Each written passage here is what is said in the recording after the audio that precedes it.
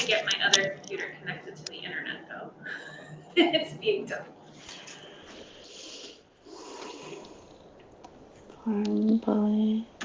Did you have a chance to look at any of the policies, Nikki, in that 500? I'm about halfway through it. I can't hear you. Hold on. Let me see if the sound is on. We got to check our speaker, Nikki.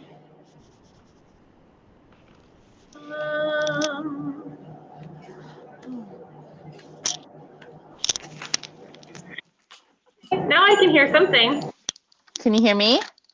Yes. Perfect. Okay, good. I got through about half of them. There's a lot. Yeah. I'm not gonna lie. I'm really irritated with them a little bit, you know. Diana and I think they're dated. I think they're dated, and the verbiage is it's just outdated. I think that's the word I'm gonna choose to describe that. Yeah, we were talking about that before, that like some of the like a legal way where it's important to have that, but yet it's so just to look at it and understand what it means. There's a way, especially for some of the policies that are so long, to have a more simplified version of it that, you know, you could kind of understand at a glance, have it be a little more accessible. So. Well, I think all three of us agree on that. Why don't we just start going through it quickly? If you don't have any questions, we'll just go on to the next policy. So I realize there are dozens and dozens of pages that you perused, and you know, again, this is a review, so we don't have to have you know, a real thorough analysis. It's, you know, a chance to review to see, you know, what, if anything, we should consider changing in the future. So any questions about policy 501, school weapons? Why don't we jump to 502? And Anna had a question about how do we document when we conduct a search, like of a student locker or desk or personal possessions. And what I will do is, you know, either we could include a change in this policy in the future, or, you know, I can at least ask principals what they typically do. So my guess is that this occurs mostly at the high school, and we would hope that if we're looking at someone's locker, that we would somehow document that in an incident report form or something like this. So let me check with the principals on that, and I'll get back to you. Yeah, because my question was especially like for when there's reasonable scope, that a search will be reasonable for scope and intrusiveness.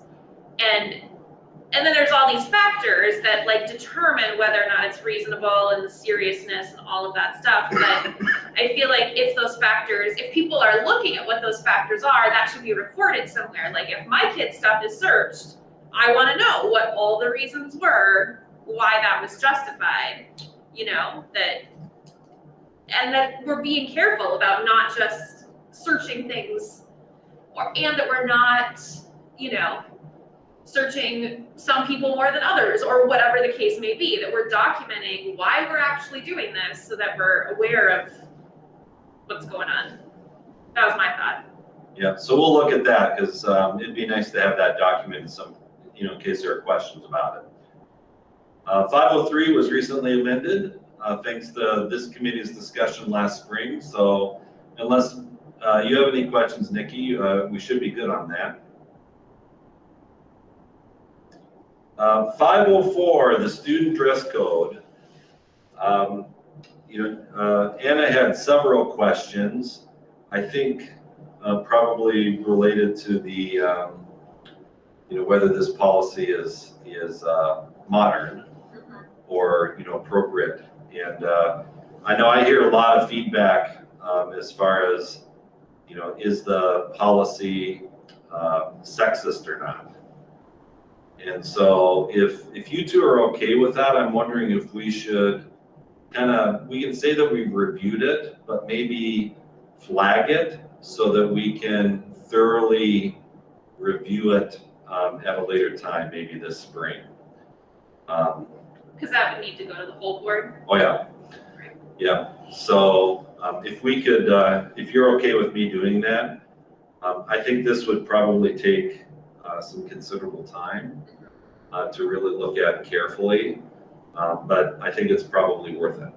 So one question that Anna had to do with the headgear, like hats and caps. I know the high school did kind of allow hats and caps this year. And so it's almost like a pilot to determine if we'll continue that in the future. But there's some questions about religious practices,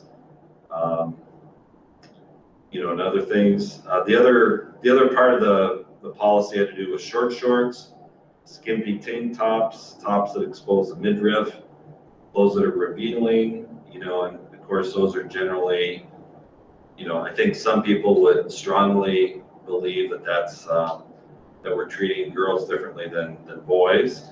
And then we have others who would say, well, that's how it should be. So I think that's definitely a worthwhile discussion. Is that okay with you too, Anna or Nikki, if we kind of review that at a later time? Yes, because that was going to be my number one point. I don't like the word skimpy really offended me because I wear those things. I got in trouble for doing this, where, they didn't really have those things back then, but I got in trouble for it.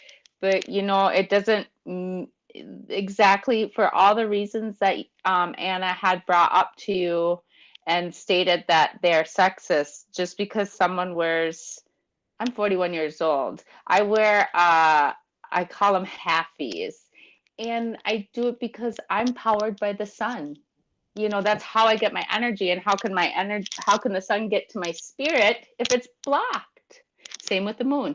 So there's more reasons to why things, and I just, like I said, I got very upset with this, as you can see, because it's, just kind of bringing me back to when I was held to these. And I even made a note that this was the student discipline. That one was another one too that was hard to get through. But 6 years after I graduated, 6 years after I graduated, and a lot of the ideas are great, but I have problems with verbiage. So for this particular one, I agree with everything that was stated by Anna and yourself. We'll flag it, and then hopefully early this spring instead of later this spring, we can have a more thorough review. Anna did include some examples of other model policies we could consider. So maybe we can do that starting in January. I mean, why not January? Sure. And I can send you that link too, Nikki. So there's the National Organization of Women in Oregon did a model student dress code, and a lot of different districts have kind of looked at that as the one to modify a little for them or to adopt entirely. And it's just much more like descriptive, where I feel like short shorts or skimpy tank tops, like what does that mean? That makes it a judgment call, and that's anywhere that there's room for that judgment call a little bit, I think is where we have it being applied differently to different people. And that's what I would like to get away from, to have it not be gendered or arbitrary, where like the hat thing, it's kind of a, what does it hurt? Like what do we need to have in our building for our students to be successful? And if wearing a hat doesn't impede that, then why do we not allow that? That's, those types of things, where if we're just saying we can't do it because we just don't want to? Or is there a reason? If there's a reason, okay, then let's talk about that and how do we incorporate that. But if it's just because that's the way it's always been, or, sort of the idea that hats are disrespectful, like, that's kind of antiquated. I don't know. Anyway, so worth looking at, I think. It'll be a lively discussion starting in January. And that's why we have this committee. So thank you. Nikki, Anna does not have any questions about 505. Do you have any questions? It's about the distribution of non-school sponsored materials. Perfect. 506. That's the student discipline, Nikki. Yeah, that's student discipline. The first point that Anna made was if some of the language is dated. So for example, it says and phones, including picture phones. So one thing I'll do is we can check to see if that's language just copied from statute. It might be, but we'll look into that because it does sound dated to me. Yeah, I was just gonna say for this one in particular, going through the system and then coming through it with children of my own and other people's children, and now inside, here, like, we're too hard on the fighters and we're too soft on the ones that need to get a little bit of push through. There's kind of not real clear lines, and I know this from my own experience too. It's like, I know what the punishment is, but it's almost left up, and me and Anna had this discussion, to the teacher or to the principal and to the things. And sometimes I don't think things get taken care of. And like, I'm gonna just say this, like the recent issue we just had where the police were involved coming to my house because it spilled over from an issue that's going on a month. I'm not sure if that was the correct time lapse that this had unfoiled in, but that's what was brought to my attention. Even the officer had said that a month, nothing was done, and this is where we are, where no, no. So, and then I wrote it down. I love this idea. I just wish we were, living it, and like I said, this is where I made the note about it being adopted in September of 2004. The general statement of policy. I love that idea. That's great. I want to start living by that. I wish we could, but I think a lot of other things need to change in this. Is it 506? This one is?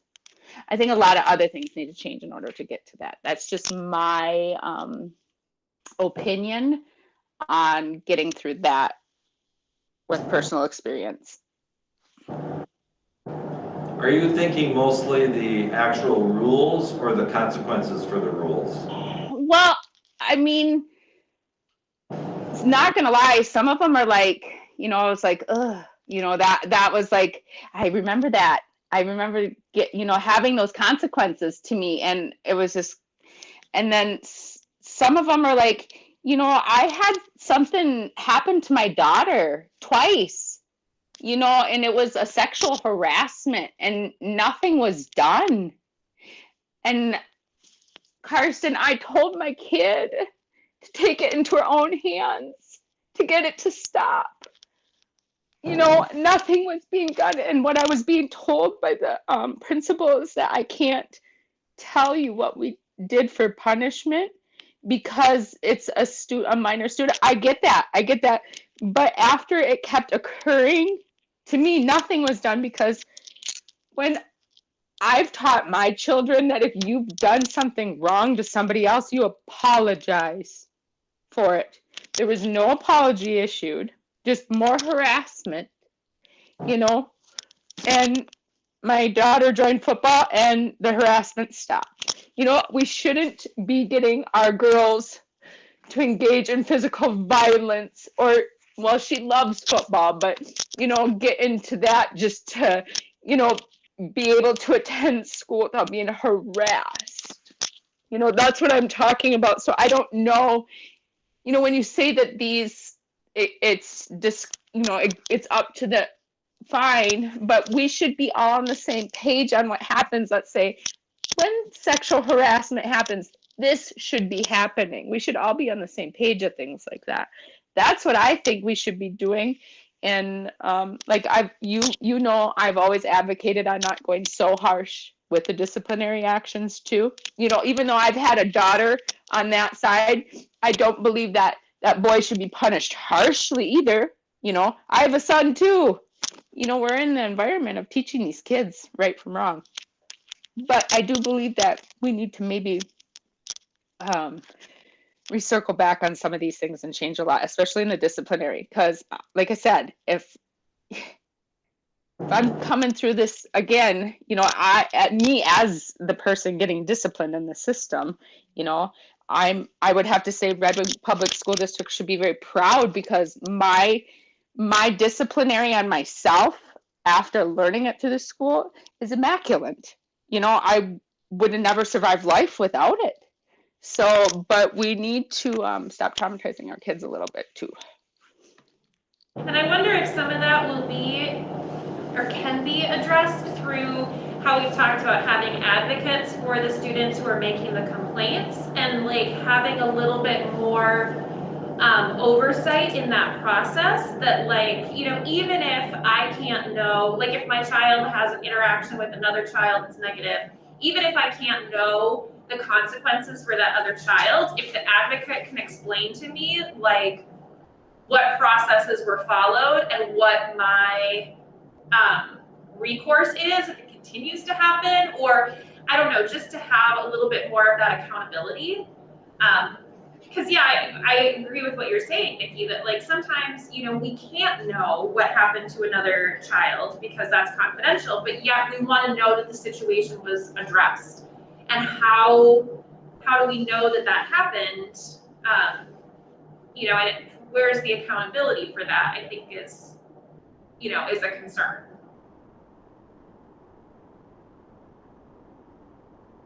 Sounds good. Anna had another question about if the policy reflects alternatives to out-of-school suspension. Could you maybe explain that a little bit? Well, my understanding was that we were working on having kind of with the PBIS and a lot of the other intervention, trying to not have out-of-school suspension be as common or be an avenue that we take. I mean, I think there are some instances where it's warranted to have kids not physically in the space, you know, especially if it's not safe for them to be in the space. Or safe for others. Right, safe for, yeah. But, I mean, like I remember in school, kids who would skip school and then get out of school suspension. Like, woo, that was exactly what they wanted, you know what I mean? And also kids who have, you know, just any time that they're out of the classroom, you know, they're missing that instruction, they're missing that opportunity for the social emotional learning, those types of corrections that can help them not repeat the same thing. We're just not having them in the space for a day. Like, you know, in theory, their parents are around and correcting them at home, but that's a pretty big assumption to make.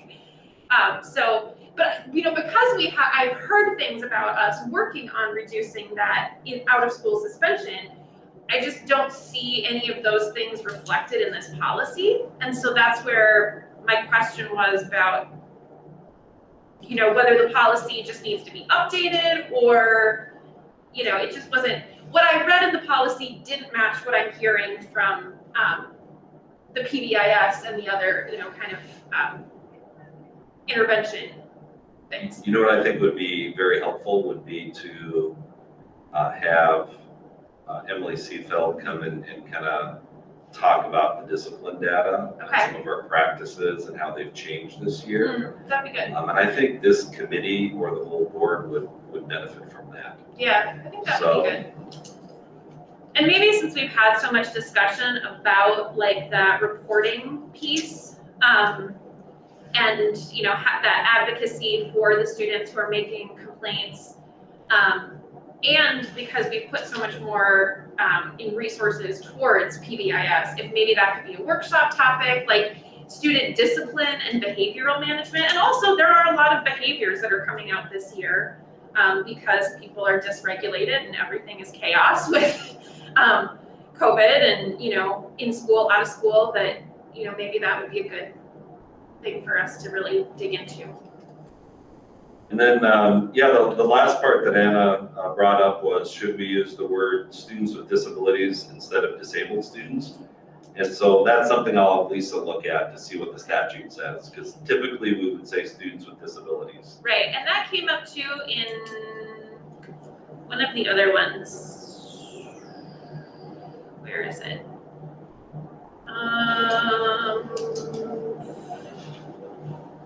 Shoot. No, I can't find it.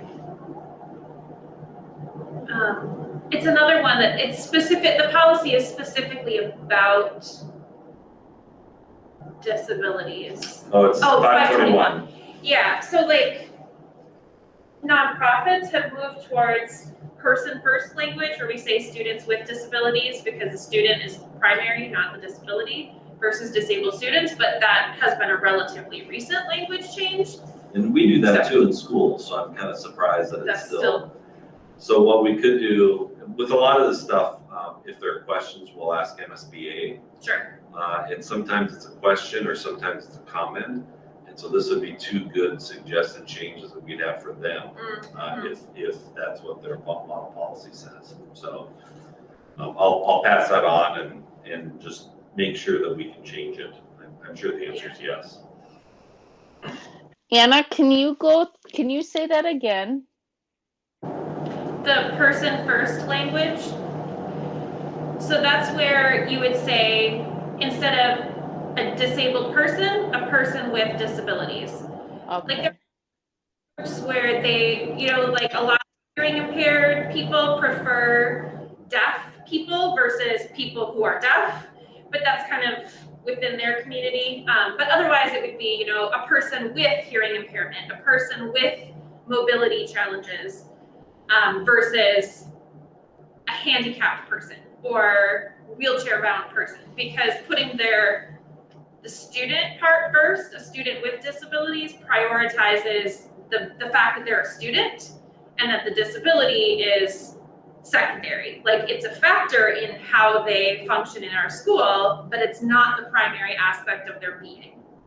That we focus on the fact that they're a student and all the extra stuff that comes along with them is extra stuff. It's part of their identity, but it's not the focus. Good catch. I just know because we go through a lot of policies for nonprofit stuff that have, and those policies have all switched and changed their language. So I was, you know, it kind of caught me reading through these. So if we move on to policy 507, Anna had a question about what's the difference between correct or restrain. And I don't know what the legal definitions are, but especially when it comes to corporal punishment. But typically, you know, correct might mean to guide somebody in a slightly different direction, whereas restrain is, you know, is a hold, you know, or something like that. But I can certainly talk to Sherry Johnson because she oversees, you know, some of that work or some of that reporting, at least for special ed kids, if you'd like more details. Yeah, it was that, let me pull up the policy. Like some staff members are allowed to restrain and some are not. And let me find 507. I mean, I think that it makes sense, right? That not everybody who is employed by the district has the training and knowledge and everything to physically restrain someone, and know when that's appropriate. But I was just...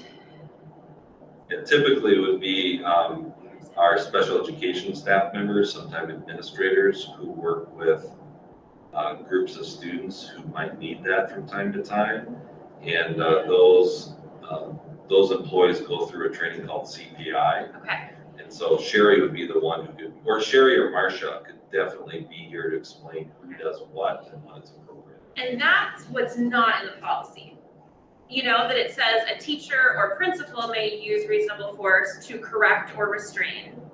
And then it has the other district employees may use reasonable force to restrain to prevent bodily harm, injury, where it's, you know, slightly different wording, but like that training piece isn't in there. Right. So like, that to me would have made more sense if it said, you know, an employee with this training certification may use this type of force or whatever, you know?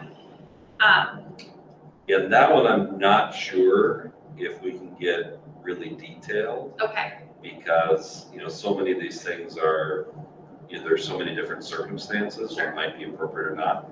However, we can ask yeah. MSBA to see if we can clarify, and then definitely we can have Sherry or Marcia come in and explain. Sure.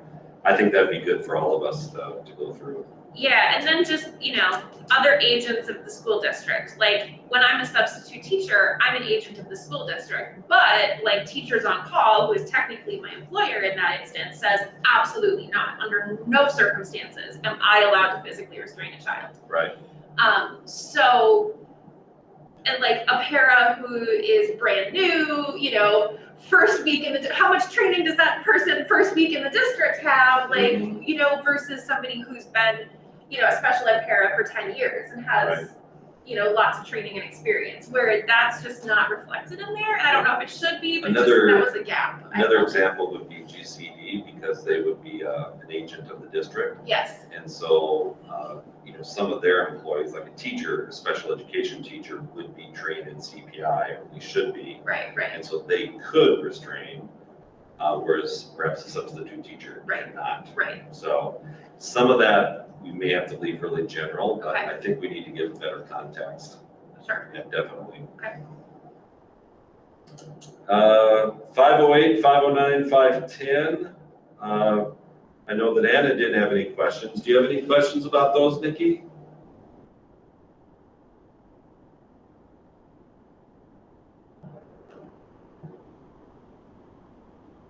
Sounds good. 511, student fundraising. I'm glad you brought this up. Anna asked, when does the board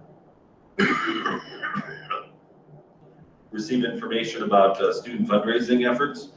Last year, of course, I don't know if we had any fundraising efforts because of COVID. Right. And before that, Glenda would keep track of all of our fundraisers on a Google Share Drive. Okay. And so what I'm going to do is talk to Lisa after this meeting and resurrect that shared drive. Okay. And then instead of waiting, you know, for once a year, because it's kind of a hit and miss here in Red Wing, we'll just try to do it every time there's something that comes up. Okay.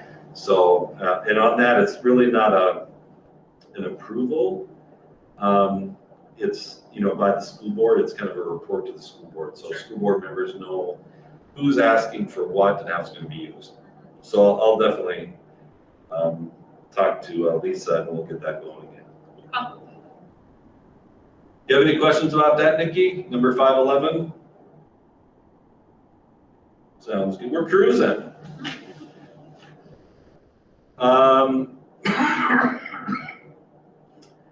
512 and 513. Anna didn't have any questions. I'm not sure about you though, Nikki.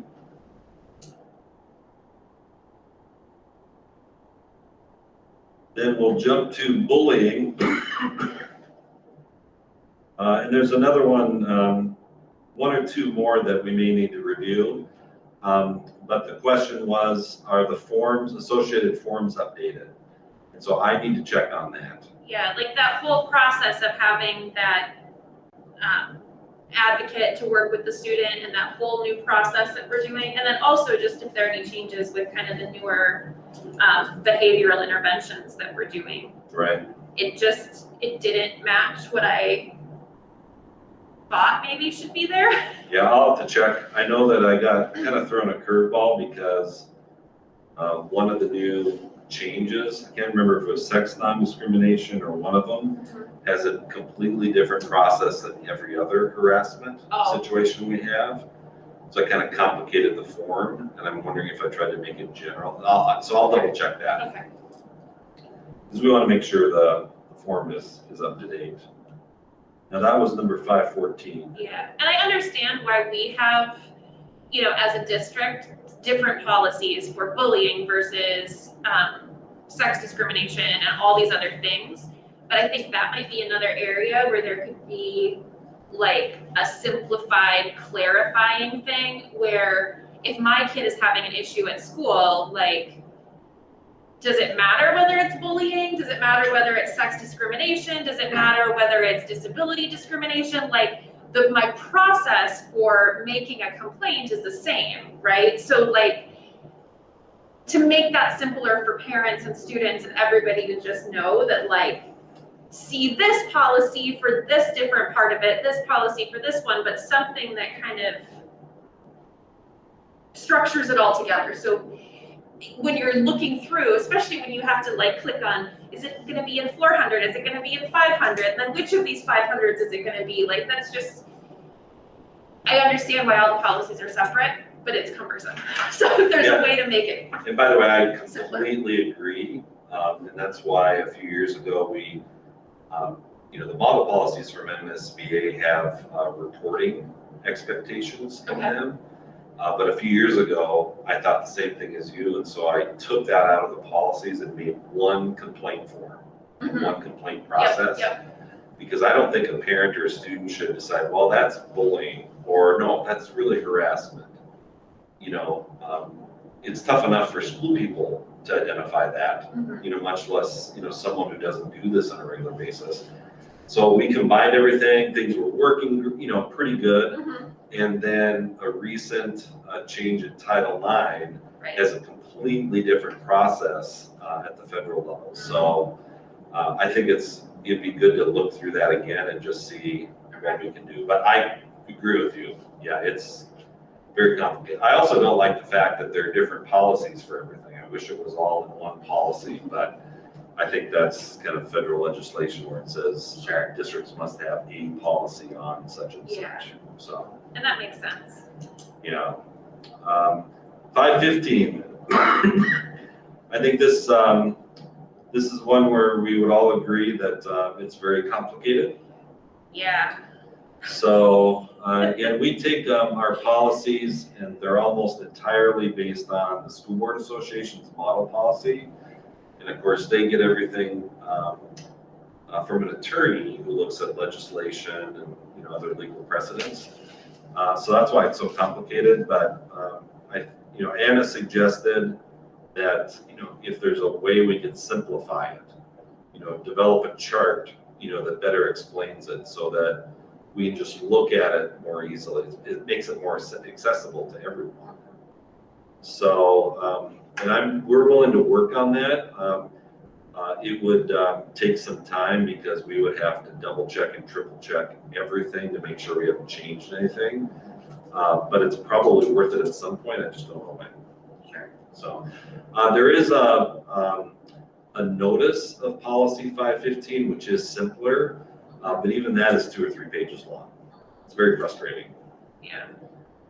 And this is one where, I don't know if Arlen will go back and watch this, but I feel like this is one where Arlen would also say that we need, maybe I shouldn't speak for him, but just that clarification, because, you know, I know that he's consistently very concerned about privacy and like what parents need to specifically opt out of or specifically opt into. And if you have to read 33 pages of legalese, that's too complicated to for any of us. Yeah, and especially when your kid comes home with their packet of like all the information you have to sign and fill out on the first day of school. Like, you know, who's gonna sit and read through 33 pages of policy? There should be a way to do it a little bit simpler. Hopefully. Do you have any questions or comments about number 515, Nikki?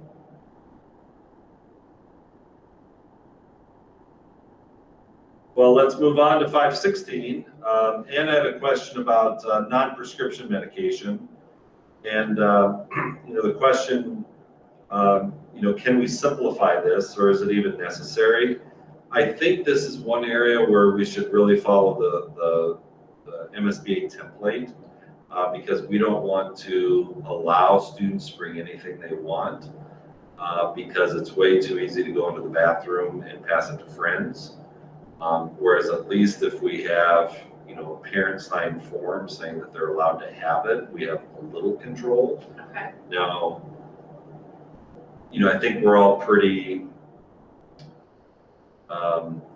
we all get reality, that doesn't necessarily mean it stops everything, but I think we should at least have that statement in there. So my note to Superintendent Anderson, Nikki, was just that, like, especially with like ibuprofen or something like that, like, and then what constitutes a non-prescription medication, like cough drops, like, are they, there's just a lot of things where I never signed anything that my kids could bring ibuprofen to school, but they always did, once they were teenagers. And like, so that was I didn't really know that I was supposed to have written a note for them. Like, they just had it in their, in their backpack. And if you have a headache, take what you need to take. But yeah, I understand, like, I guess there's a reason. My thought just though, Nikki, was like, if my kid can go to Target and buy a bottle of Advil on her own, like, why do I have to, is it necessary for me to say, like, yes, my kid can have this at school? Yeah, I think it's one of those things where, once they're in school, they're our responsibility. Sure. And so we want to know who has access to that and who doesn't have, that kind of thing. Okay.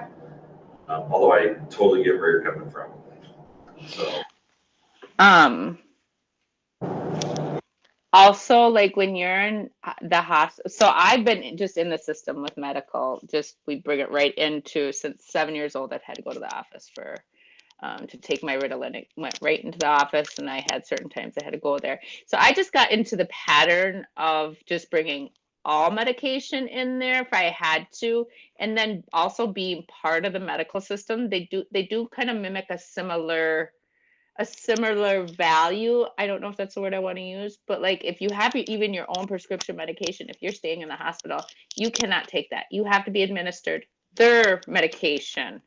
Even if it's the same, you can't take just like go in your purse taking your own medication while you're like sitting in the hospital bed. So I think just for like recording purposes, perhaps, that's probably why they want that. And just for tracking too. So I don't know, but that's a great question, because what does constitute like cough drops and stuff like that?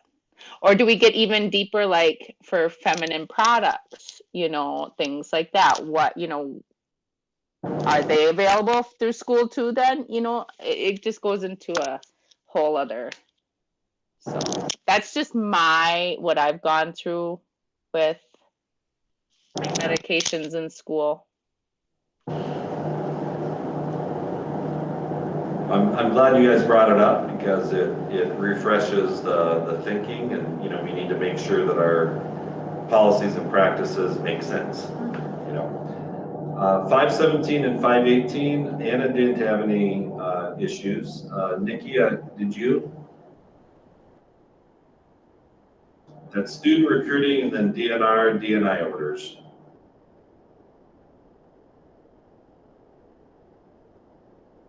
We can go to 519.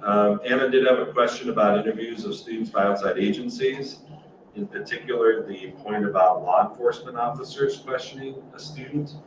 The question, or the statement is, prior to granting a request for that interview, the principal shall attempt to contact the student's parents to inform them of the request.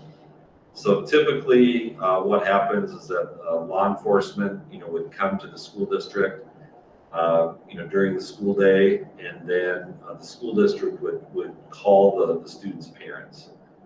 There are some instances when, they may also text the student's parents, if they don't get a response. There are probably some parents who don't have access to a phone, and so then a personal visit might be warranted, or an email message. Rarely does that happen, but we do make an attempt to contact the students' parents. Law enforcement too has to follow their guidelines. Yeah.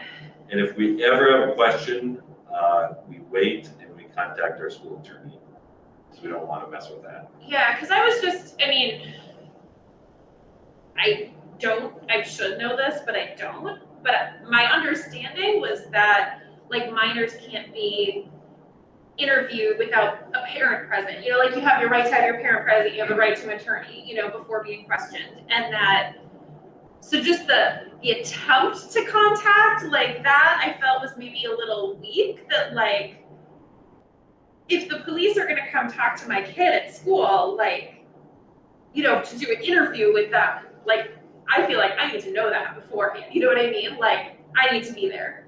You don't get to talk to my kid without me there. That was my feeling. Some parents would be okay with that interview taking place without them.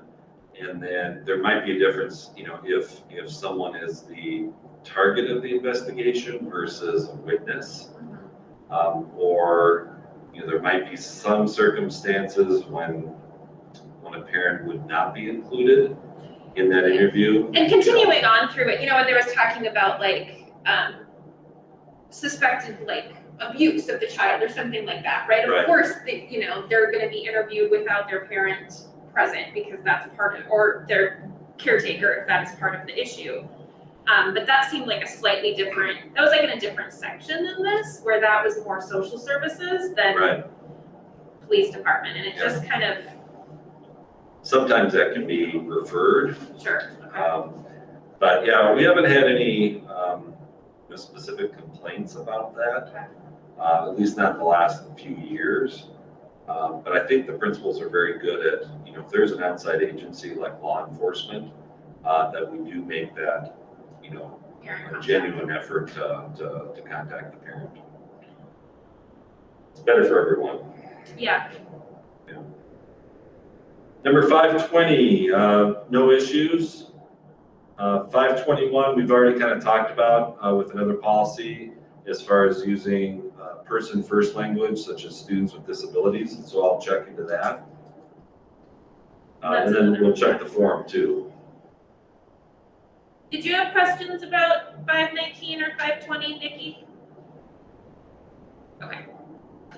I'm just taking a couple notes here. Check form. Oh yeah, number 523. It's a policy, policies incorporated by reference. And this is one policy I don't like. Okay. My comment on this, Nikki, was why does this exist? Like I'm sure there's a reason, but I was like, I don't know what it is. Yeah. And you know, all of our policies are based on school board association policies. Okay. And they have one series of policies called the 400 series, which is kind of staff related. And so the policies in there refer to staff or employees. In the 500s, they're mostly student referenced. Mm-hmm. And so you'll see references to students. Well, really, many of the policies apply to both students and staff or adults. And so they reference policies from the two lists. Oh, okay. In my perfect world, MSBA would rework all of those policies to say students or staff or people or something more general.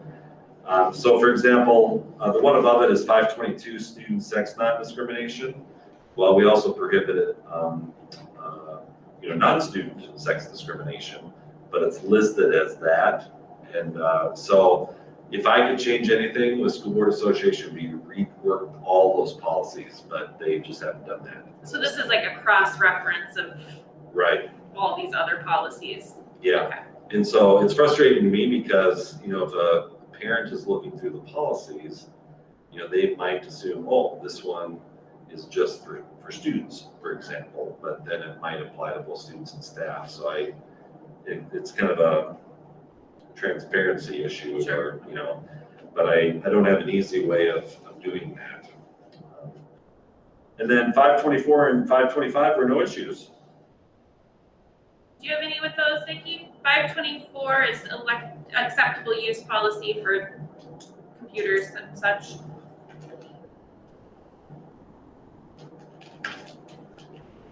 Well, I think that's probably good for tonight. At our next meeting, we'll look through the rest of the 500 series, and then we'll formally review them at the board. And typically what that means is that, you know, they can always ask questions at any time. It doesn't have to be part of this review cycle. But, you know, generally the school board entrusts this committee to review it, ask questions. And one thing we can certainly point out is that 504, the student dress policy, and maybe 506, you know, the student discipline, will really analyze in more detail this spring. And I have a bunch of other points here that we'll follow up on. Lisa did follow up on some questions from the 400 series. Okay. But I forgot to include it in the packet. So I'll Okay. do that in the next meeting so that Okay. at least you know what we've done in the meantime. That'd be good. Nikki, is everything good with you? Well, thanks for participating virtually. I'm glad I was able to. I wasn't sure on what I mean, I've got all 3 kids with fevers, and one's got a stomach, and 2've got sinus going on. You know, I'm pretty sure we got a little bit of the stomach bug. They just came back from their dad's this last weekend, and they got a little sibling, 2-year-old sibling. So, I wasn't really sure what to do, you know, like my kids stay out. So does that mean I stay out of school too? So that's when I had asked Lisa. And Yeah, it's, so. if we're not sure, it's probably better just to stay at home. And I'm glad I got this option though, because I'm fully workable, and you know, it's just that, you know, I just don't know. I just still don't even want to be spreading the stomach flu around either, because it's just, you know, whatever. I'm just trying to do my part here. I know that we don't have the emergency order anymore, so I know that it's not possible for a board member to vote virtually. I viewed this as, you know, we're reviewing something, Right. we're not making decisions. And so I think it's okay to have like Nikki or others participate virtually. At a school board meeting, I don't think Nikki can vote, so the question is, can she still participate, you know, as part of the discussion? Certainly she can listen to it. I think, you know, until I get clarification, you know, I feel very comfortable with Nikki at least participating in that. So now tonight's workshop is, we weren't making any decisions, so I would hope that you could still participate. I would think that she should be able to participate. Just like a presenter. Right, right. So. Yeah. So we'll see you tonight, Nikki? Yep, I gotta buzz off to finance here in a few minutes, so. Right, we'll see you in a little bit then. All right, sounds good. Bye.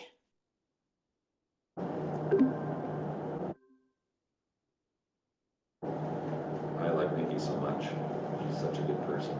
Yeah. I agree. All right. You got that one under control over there? Yep.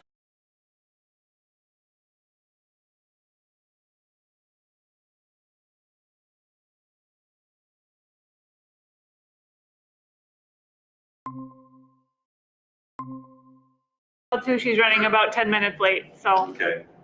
Hopefully we can get started without.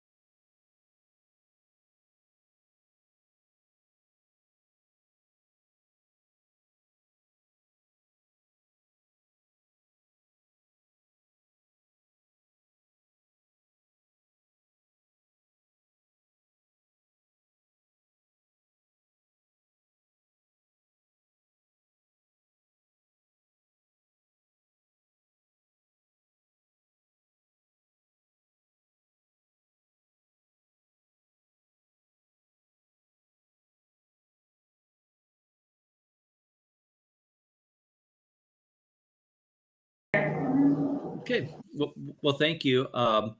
As you can kind of see from the first slide, we have just Abdo on there. You'll kind of be one of the first to roll out here in the next couple of days. We're actually went through a rebranding process, and we'll no longer be Abdo Ike and Myers, but Abdo Solutions. So we're really excited about this. We haven't gone through a rebranding for probably 15, 20 years. And so you'll see a lot of new things there, but really, I want to say that hopefully the same great service and, the staff and everything is going to stay the same, but just to kind of, if you start seeing that a little bit more as we move forward, that's why we have just Abdo on there. So, but kind of getting in, we're going to go through the audit presentation, and Sheila's going to go through the front half here, kind of talking about the opinion and any findings, kind of talk about some of the general fund results. And then on the back end of the presentation, I'll talk a little bit more about the key performance indicators. What I like about the finance committee meetings is that we're just, open to discussion. So if there's any questions that come up as we go through, we'd be happy to answer those and have a discussion and just kind of talk through it. So with that, I'll kind of have Sheila kind of go through, start off with the opinion and kind of the overall audit that occurred. So with that, I'll switch the slide here. Whoops. We'll do that. There we go. So I'll turn it over to you, Sheila. Yeah. So as Tom mentioned, my name is Sheila Jungwirth, and I was the senior in charge of the district's fiscal year 21 financial statement audit. So in tonight's presentation, we'll go over these 4 general areas, which are the audit opinion, our responsibility, some general and other governmental fund results, and some key performance indicators relating to the financial statements. So starting off with your audit results, our responsibility as auditors is to obtain reasonable assurance that your financial statements are free from material misstatements and are presented fairly. This is accomplished through a series of sampling, inquiries, and other techniques. So for the Red Wing School District fiscal year 21 financial statement audit, we did express an unmodified or clean opinion, stating that your financial statements are presented fairly in all material respects. In addition to the normal financial statement audit, we also performed a separate single audit where we tested audit controls and guidance per the federal guidance on federal funded grant expenditures. And here we also expressed an unmodified or clean opinion. So the district had no financial or single audit findings in fiscal year 21. And then last, we were required to do some testing to ensure that the district is following certain standards provided by Minnesota Legal Compliance, such as certain cash reconciliation requirements, paying your bills within 35 days, following contracting and bidding rules, and having appropriate collateral in the district's bank accounts. And in fiscal year 21, there were no legal compliance issues. Yep, and just to note, the couple of federal programs that we did test this year for the single audit were mainly tied to the coronavirus relief fund dollars that came in. So those were the ones that we tested, and that kind of involves just making sure you're proper in compliance with those particular fund federal dollars. Okay. Future accounting standards that will affect your district. So we just have one here, the GASB statement number 87, which will be implemented next year for fiscal year 22. The statement will just be used to improve the accounting and reporting of leases for governments and give a clear understanding of when to recognize leases within the financial statements. So we'll work directly with Jackie and the rest of the finance department on making sure this new standards is implemented correctly. Yep, and this one, it's kind of taking a look at the longer leases, the ones that extend over a year, both any leases receivable and also any leases payable. So if there's any leases that you're renting out building space or anything like that, we'll have to evaluate that. Some of the common ones on the other side could possibly be like copiers, that you're leasing copiers, so that would be a payable, and anything else that you might, computers or anything like that you might be leasing. So those are kind of the main areas that are going to get hit for next year.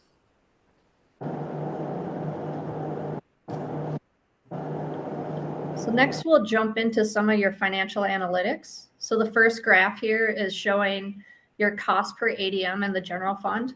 So here you can see that the district's expenditures in the general fund are increasing and enrollment is decreasing, causing the cost per ADM to increase. So typically we would like to see the expenditures and ADM fluctuating proportionately.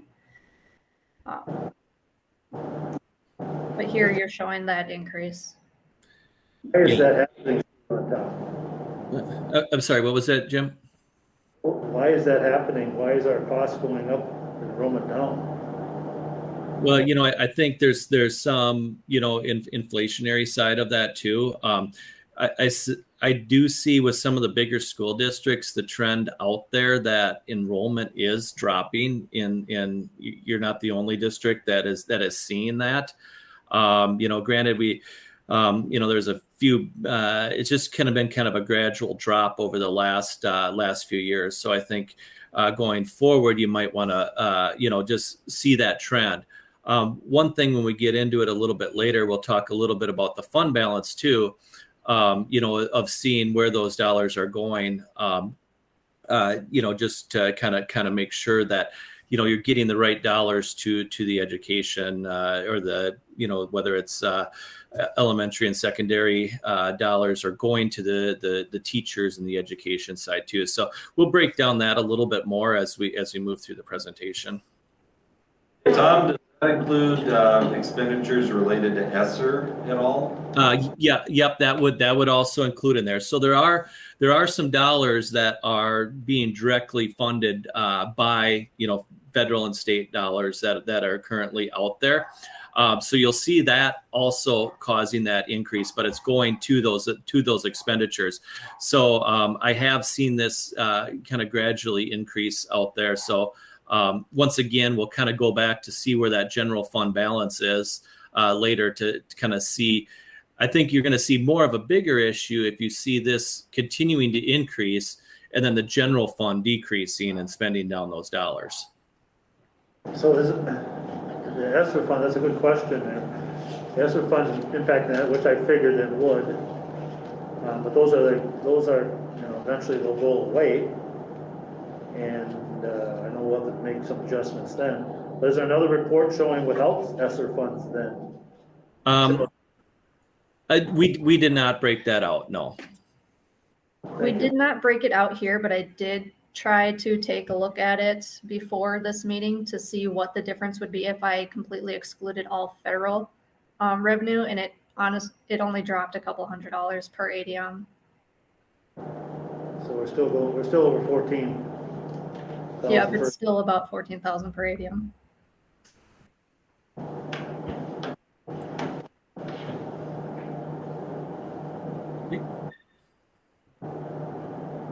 All right. So moving on to your fund balance unassigned reserves in the general fund. Overall, you have been trending upward with just a slight decrease from 15.5% in fiscal year 21 to 15% in fiscal year 22, but still remaining well above your district's fund balance policy, which is shown there in the gray line of 5% of next year's budgeted expenditures, which looks to be just shy of about 37 million for next year. So this is also where you want to keep an eye on that increase in fiscal year 22 expenditures and how it may possibly affect your next year's cost per ADM. So it looks like you're budgeting to increase your expenses, but if you continue to see that drop in ADM, then just like the last slide, it might cause your ADM cost to go up as well. Next slide.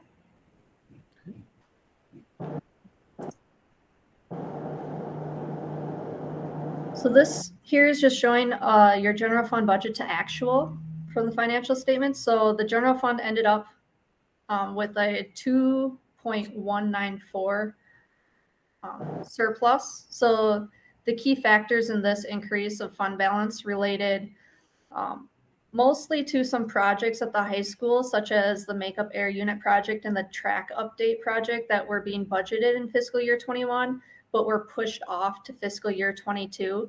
So some of these excess budgeted dollars will be earmarked for spending in fiscal year 22 now, as opposed to 21, where we'll likely see the deficit next year, which indicates that these reserve dollars have been spent down.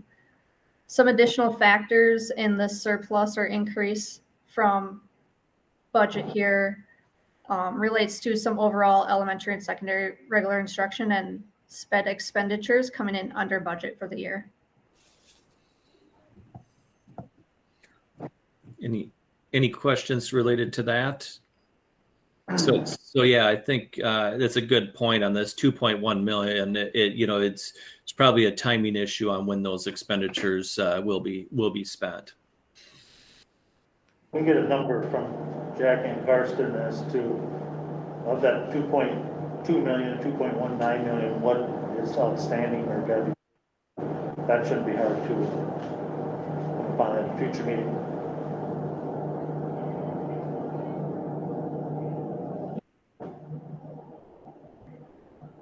All right.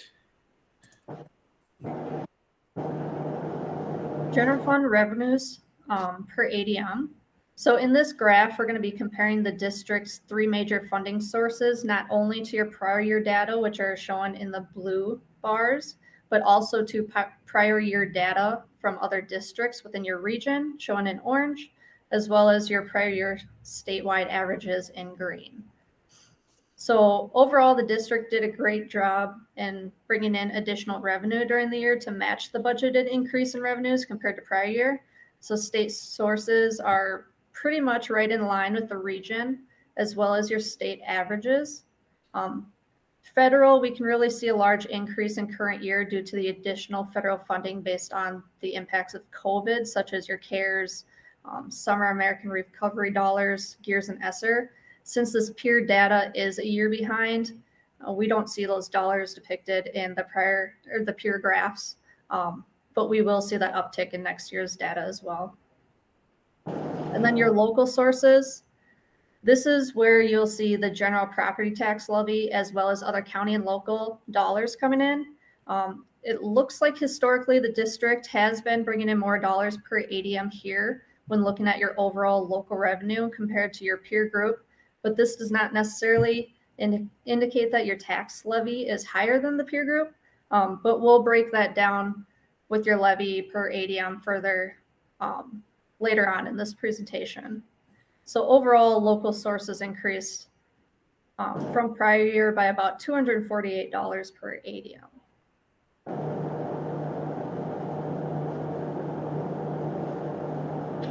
And your general fund expenditures by program. So there's not a whole lot to go over here. These dollars are set out by amounts per program, and they'll vary from year to year, but overall have been staying pretty consistent, and no one program is showing a major jump in expenditures compared to another.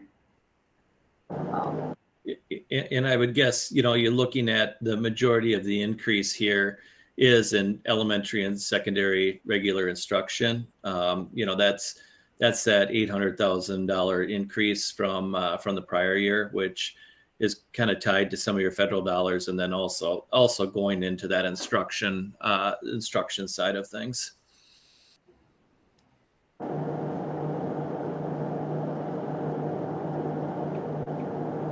Okay, I will kind of go through some of these remaining graphs here.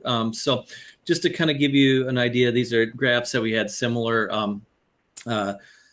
to what we've had in the previous year, but you can kind of see the percentile of where you fall. So we pull the information from all districts from MDE and kind of create this graph. Keep in mind that the trend line is more or less following previous expenditures. So what you're going to find in what I've seen going forward is once we get those 2021 numbers, it's not going, these school districts are not going to follow what the previous expenditure trends. So I have been seeing an uptick in those expenditures. So I would say that dotted line is going to go at a steeper upward slope than what is showing here. But all we have to go off of is previous data on here. So, kind of taking a look at the overall general fund expenditures per ADM. We did, jump up into the 75 percentile. I think we would kind of want to look at that mix of what we have. It's a combination of, like we had talked about earlier, reduction in students, and then also increase in some expenditures related to ESSER dollars, and so that has been the trend upward, and that kind of follows what we had talked about previously. Taking a look at your overall general fund expenditures by object code. So this is breaking out whether it's salaries, purchase services, supplies, or capital expenditures. Really, though, the mix of the expenditures has stayed pretty consistent percentages year over year, with just a slight uptick in the percentage of salaries, really kind of coming out of the purchase services and capital items there. So, but that has over the last 3 years has stayed pretty consistent. Taking a look at the overall general fund balance as a percentage of expenditures, obviously we do see a rather large uptick in those expenditures, or in the general fund balance.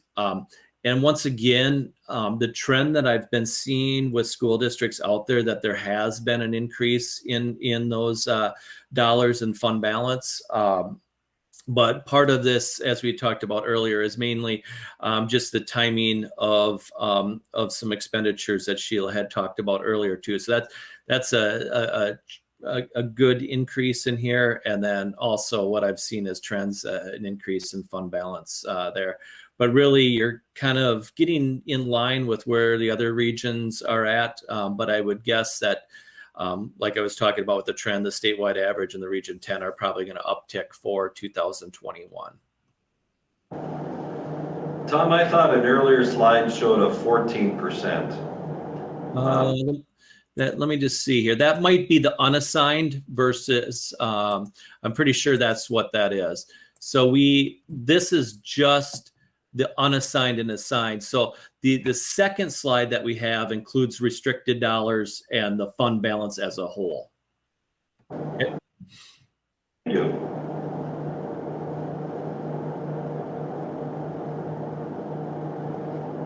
Taking a look at the food service, that did have an increase of about 160,000 this year, which is currently at 410,000.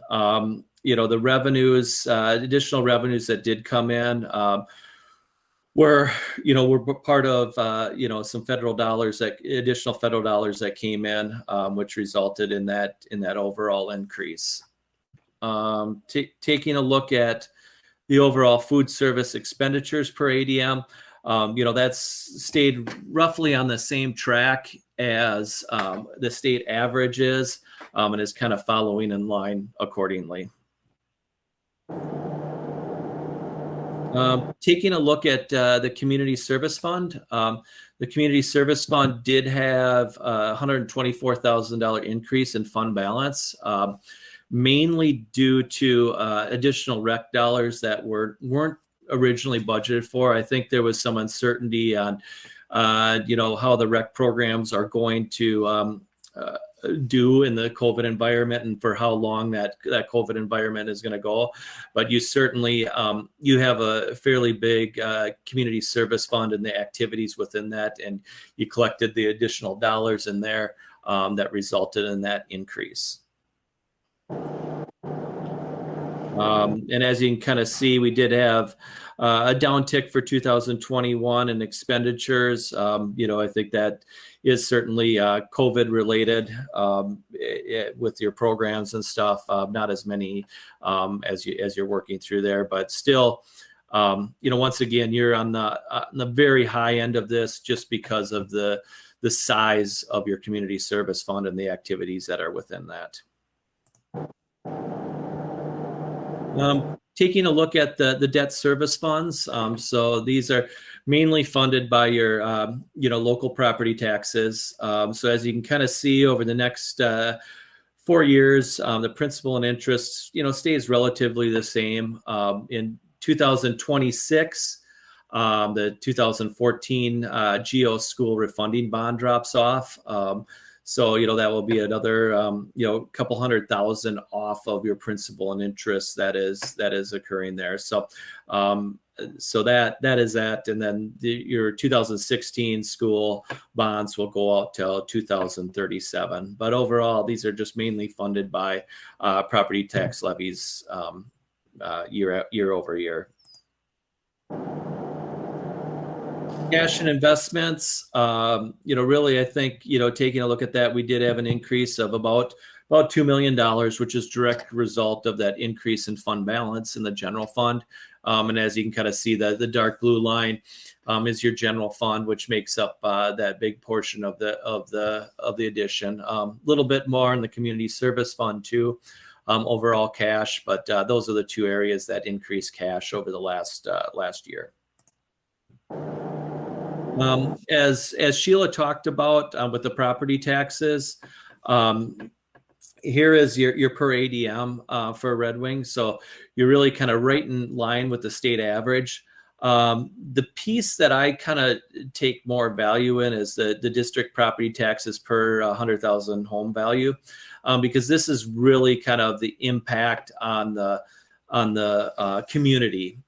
Because what happens is you have there's different mix of whether it's commercial or some get into ag and then residential. So this is taking into consideration the market value in the mix of your city. And if you kind of take a look at region 10, you have, you're one of the bigger cities within that. So you have more commercial. So taking a look at that, you have $475 compared to the statewide average of $496, and I think this is really in relationship to that market value within your city and your mix of residential and commercial.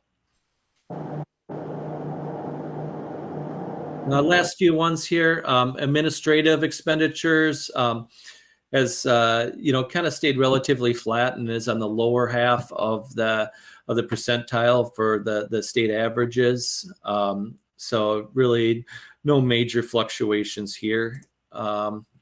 Elementary and secondary instruction, that has been consistently moving up. I think you're right in that 25 to 50% percentile. So kind of continue to monitor that, and you really are kind of following those statewide averages that we have. Special ed is kind of continuing to increase, which is basically the mix within the Red Wing Public Schools. So, kind of taking a look at that and monitoring that on what portion, is going to be paid by the general tax levy and versus federal and state dollars that are tied to special ed. So, kind of monitoring that and moving forward, but you are on the higher end, which is a direct relationship to the mix of your students. Instructional support services did over the last couple of years did have some increases there, mainly kind of tied with purchase services were the big increases within this, which is putting money back into staff development, and a combination of that and the reduction of students, that this is where that one is trending, but it is dollars going back into the instructional side for your staff there. So with that, I'll open it up to any questions. But I think overall the audit went very well. And I think Jackie was able to get us the information in a timely fashion, and I think that we appreciate working with the staff on getting the information, and especially when it's partial remote, to make sure that we get the audit done in a timely fashion for you guys. So with that, I'll certainly open it up to any questions.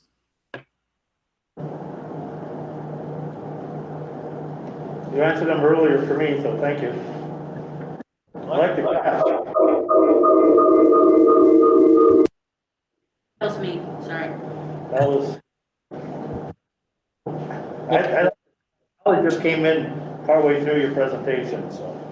Yeah, so I'm just kind of looking it over, but Jackie, if you have anything to add right now, that'd be good. Will I kind of look it over? I don't have anything right now to add. Are you happy with the way it came out? Yeah.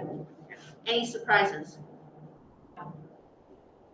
Pretty much what you thought going in, hoping it would come out that way. I knew we would come out ahead of budget. The number was a nice surprise.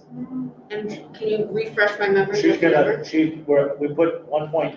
2.19, just under 2.2 into fund balance, but there's some projects that are gonna come out of that, and Jackie's gonna give us a list of those that will carve away some of that. Yeah, the makeup air unit, I know they did over the summer. So we had part in last year and the majority fell in now this school year.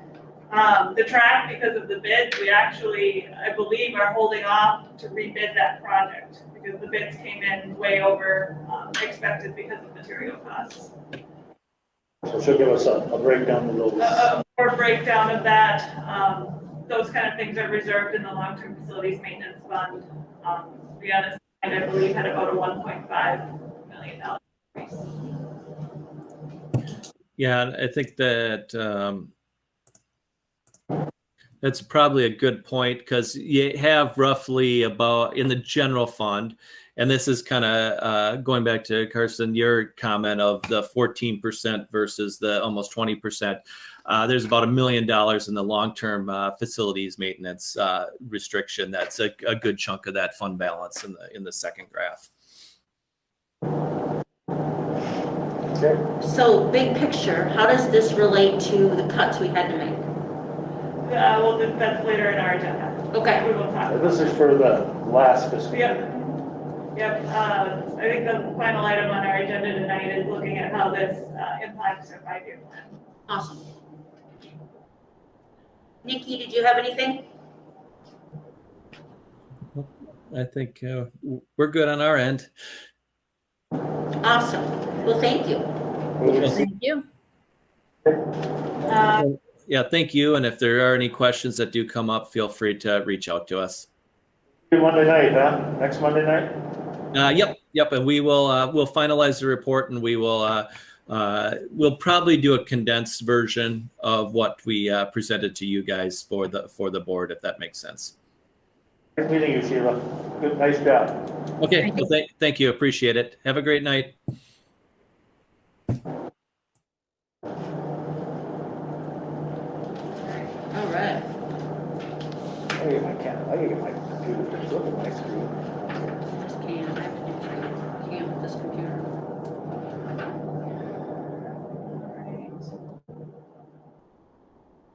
So the next item on our agenda is the September financial reports. Are there any questions on the treasurer's report? I could not print this off a board book on my printer at work, and I tried 5 or 6 times. It kicked me out each time. That's why I had Lisa do it. So I don't know if it's, I can print anything else off. I don't know if it's board books or whatever. I guess PDF or. something. I'd like to be able to print it off instead of asking Lisa to do it. Right. It's hard to read on the computer, so it's nice to have it in front of you. So if you could just take a peek, see if Charlie or whoever can figure out if it's something on our end. Yeah, if School it's something we can fix. Yeah. Not saying it is, but let's check it out. And it was just the treasurer's report? That and the policy, I could only put, I had to try it in sections. I did not try this in sections, like 6 pages at a time or something. Okay. But, so. That whole board book thing is for another discussion. I really haven't had a chance to look it over because I just got it, but it's hard to read trying to read it on the computer. Anything that you wanna mention? Nothing on the treasurer's report. That's, as of the end of September, we were tracking along as normal there. Pull up the budget report. Again, we're only about 3 months in. But expenditures seem to be going along on track. There is something, you'll see that state revenues are ahead. I can grab this. I did look into that a little bit. It's in special education aid, which is one of the things I underaccounted for in the 1920. That we ended up getting extra revenue for in 2021. We accounted for the under accrual in 20. So I'll want to look at that when we do the revised budget this winter. The other thing you'll see down here is in purchase of services, we're ahead about 2% over the prior 2 years. That's in communications and it's our hotspots. Those are going to be funded by ESSER 3, but I hadn't included ESSER 3 in this adopted budget because we hadn't decided how we're going to spend that yet. Okay. So I'll point out those things there. And we'll look at that again in October. Any questions? This is October. No, of the running list of things that we. It's coming up here. It's coming, yep. Next on the agenda is the enrollment update. We did see, as I alluded to at the last meeting, a tick down in enrollment. Right after our last meeting, we hit the 15-day drop. We did see a number of 15-day drops there, going from 2548 to 2503. But we are starting to see in our October, as we do our October fall Mars submissions, our tuition out kids is going up, which is the tuition out would include anyone going to the REACH program at GCED, Five Rivers Online, and Tower View. Those are starting to come up. So as we start to finalize the fall Mars submission, I'll get a better number on the tuition out kids and know where they all are. And even with those drops, we're still about 7 kids above budget. So we're running really, really close. Really, really close, yeah.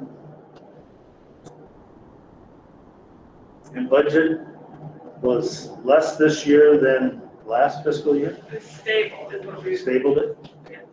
Well, it's less than where we ended. We had budgeted to end last year at 2550. Right.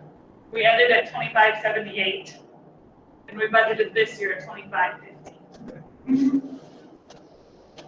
And we're 2557 right now. Yeah. So let's look at that in November Yeah, we'll keep looking at that, and through then October, yeah. in November, we'll start talking about what we want to use for the revised budget for an enrollment number.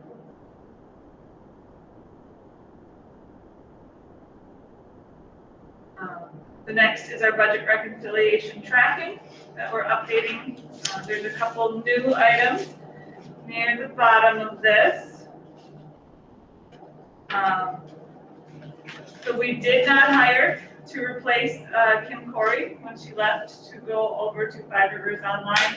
We found another methodology. I don't know what Jess called it, but we found a way to fill the spot without having to hire.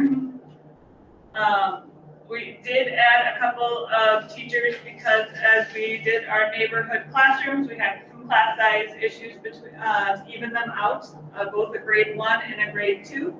One of them we're going to take out of ESSER 3, the other we're funding with the PBIS position.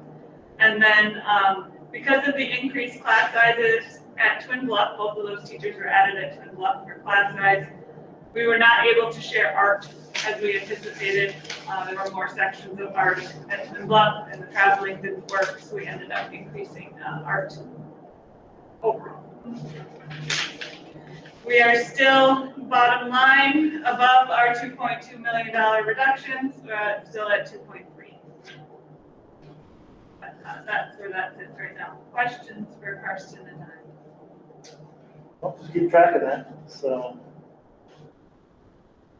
What did you assume? Oh, go ahead, Jim. We know what the long term down the road in a couple of years where our fund balance is gonna be, so what we can do now to help mitigate that decrease will pay off in the long run, Cut some now or cut more later. or more later. Yes. Yeah, and as we think about some of the asks that we have right now in play, more teachers, because we need subs, different things like that.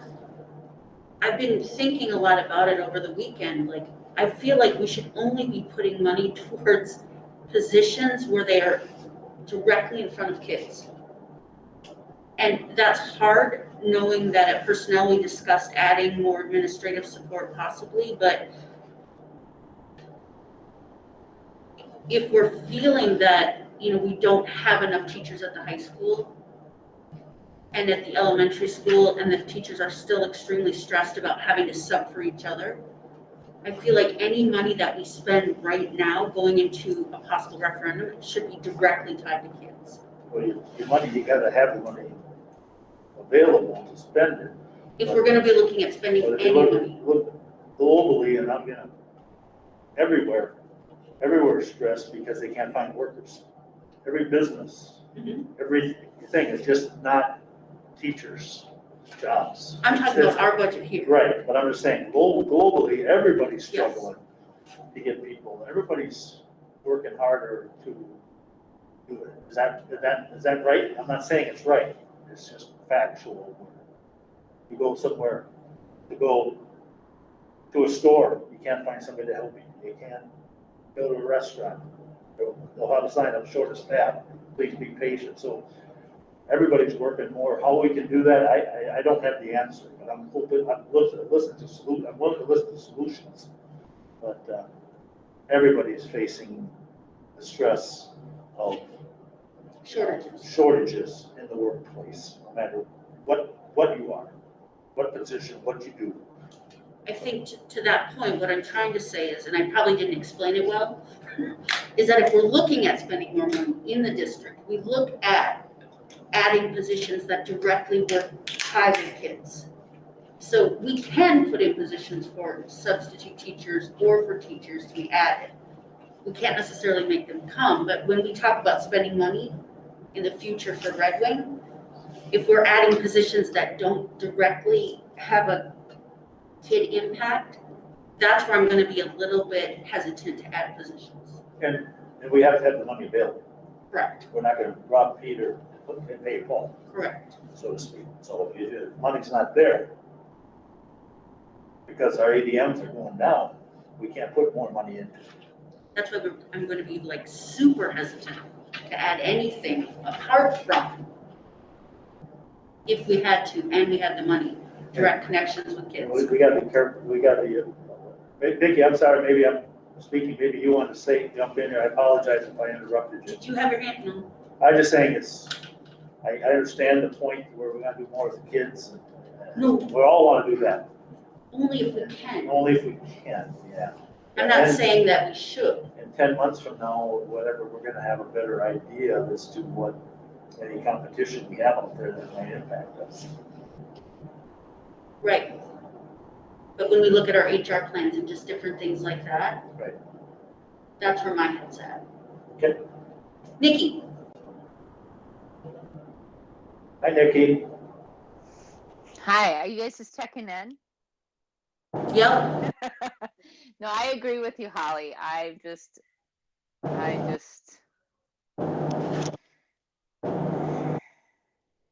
when you've been through the system and you know everything that's wrong, it's really just hard to just like sit here in one day and like, like I was just in a different meeting. I'm like looking at these words. I'm like, those are really great words. I love those words. I wish we could live by them.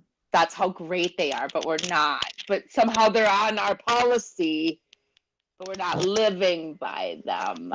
It's just, kind of how I feel about finance too. I'm more of the YOLO. I'm more of the take risk. I'm the gambler essentially, but I don't gamble. Does that make sense? In spirit, maybe? Yeah. So, but like I agree with Holly, I'm a mom. I'm juggling lots of kids. Unexpecteds happen in homes like they do in districts like COVID. But unlike moms, we have to make dollars stretch. We don't get additional assistance from the federal government.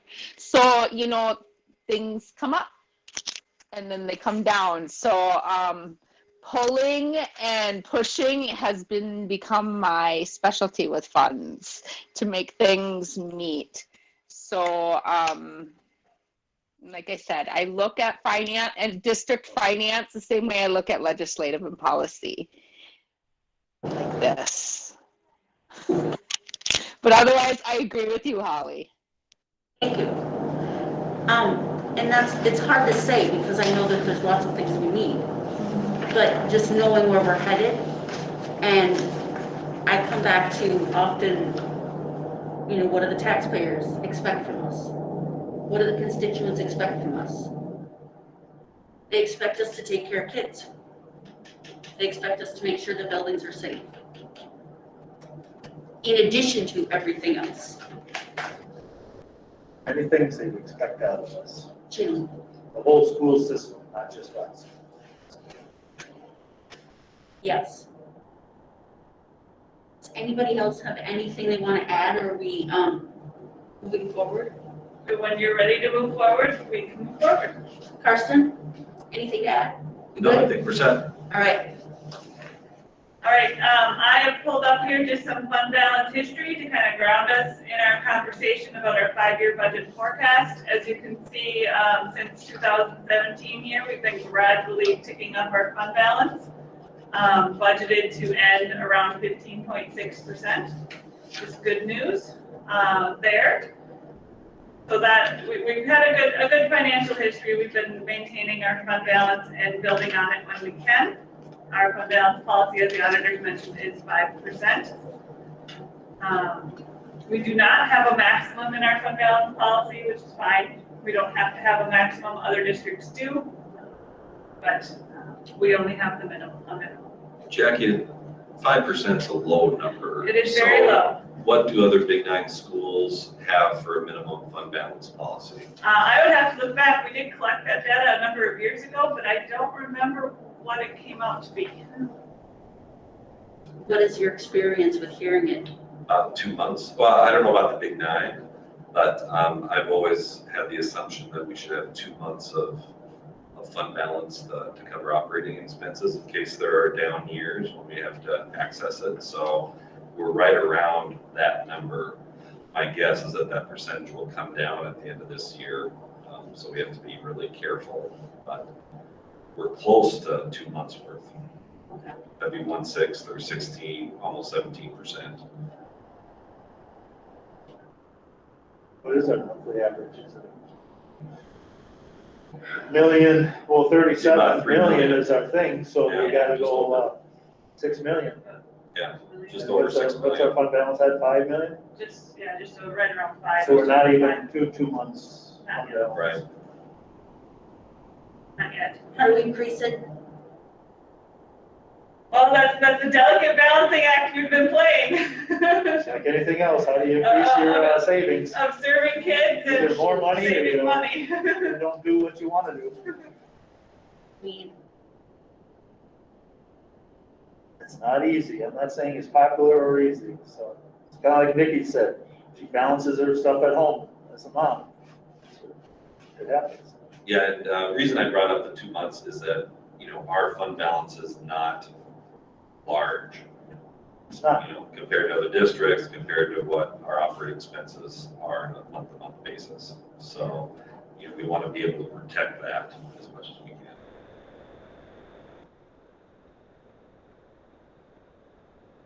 Any other questions? yes, do you remember a time when it was higher in the circumstances?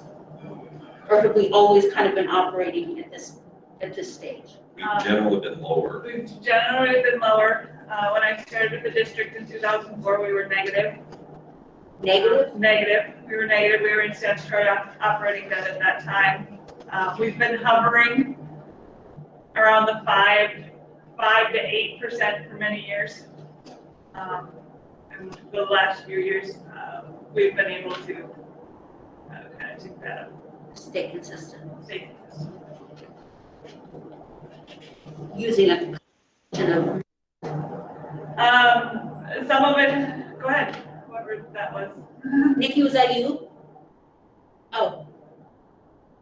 Okay, Okay, like using a combination of moves to get us more stable. yeah, we've been fortunate to have some federal aids to help pay for some things we normally would have paid for out of the general fund. We've been trying strategically with negotiations to reduce our tails, so the increases that go into future years beyond our budget, and to be the LMC has worked really hard to keep our health insurance renewals down. They are very involved in the data and knowing when to go back and say, hey, we're going to cut bait, we're going to go out to bid. Okay. And the numbers aren't aligning, so that's where we've been. Carson, anything you want to add to how that's gone? And I think we've always been good at making adjustments as we go. There are different opinions about it, but, I'm confident moving forward. The only thing though is that it's a topsy-turvy time. We have COVID money. Next year there'll be a charter school. There's so many unknowns that I don't think we should assume we're stable. I think we need to make the appropriate cuts to make sure that we stay there. Stay ahead of the game. You know what I always said determines success? Is how your children turn out. If they're leaving our nest, like really soaring for the skies, we're doing a good job. If our children are not soaring above the skies, then we're probably not in the right profession because we're not doing a good job. That's how I always I elect my political people. I kind of look to their families, not the ones that have the showy, the ones that can get through the ones that have gone through problems and can get through them. Those are the ones I want to see, is to get those kids. That's how I see this. We need to get that's how I will determine success. I know that you guys talk these budgets and have ideas. And this whole time, I'm thinking of all the kids that are drowning, and I'm sorry, I can't focus on finances right now because I don't determine us as a success. And it's not just us personally, it's the world, it's the system. So I'm sorry if I ramble and I'm not making sense, but I'm having a really hard time focusing because I am having a hard time not worrying about those kids right now. I understand that completely. And when you look at, I'm going to think in big picture terms, our graduation rate, right? It's always kind of stayed pretty steady. But we could be increasing it if there was a concerted effort that we made as that a target goal. And it's, with Nikki saying that the amount of kids that are struggling and what they're struggling with, in a way, when we add more staff, if we can add more staff at any point to be in social work or counseling or in areas where we know kids are, struggling enormously. Of course, that gets to Jim's point earlier that we have open positions now and we're not able to fill them. So, we need the money, we need the help, we need the candidates. Yep. And it's kind of, nebulous. Well, I think, oh geez, I almost knocked my computer off here. I think we're Nikki, but I think we're all here to help the kids now. How we do that, who's struggling, that's where the admin team's got to step in and figure out what we can do as a district to help. And it's not our decision here as a school board to make those decisions. Those admin teams are supposed to bring us recommendations. That's one of their responsibilities and roles. It's how we can do things. With that, it should be recommendations. It shouldn't be just us deciding what we need to do because then Well, we can't. they're not doing that, but they're supposed to be doing. Yeah, we can't make those decisions. You can't. You're They should right. be doing their job. Yeah, no, you're right. And we have had recommendations. Yeah, I'm not saying we haven't. I'm saying is, I think we're all want the kids best for the kids, so you gotta look at everything. When you heard me say before, $1's a dollar. I'd love to spend $2 and we'll have $1 coming in, but that just gets us in trouble.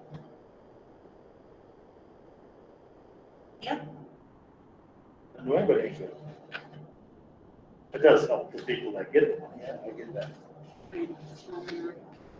Let's go on. All right.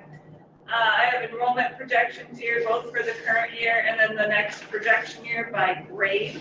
This is projecting, I'm gonna go down here, that we are going to keep gradually decreasing. If you look at this enrollment history and enrollment projections, we're gonna keep this steady, slow fall. We've been on, last year, it increased our fall quite a bit.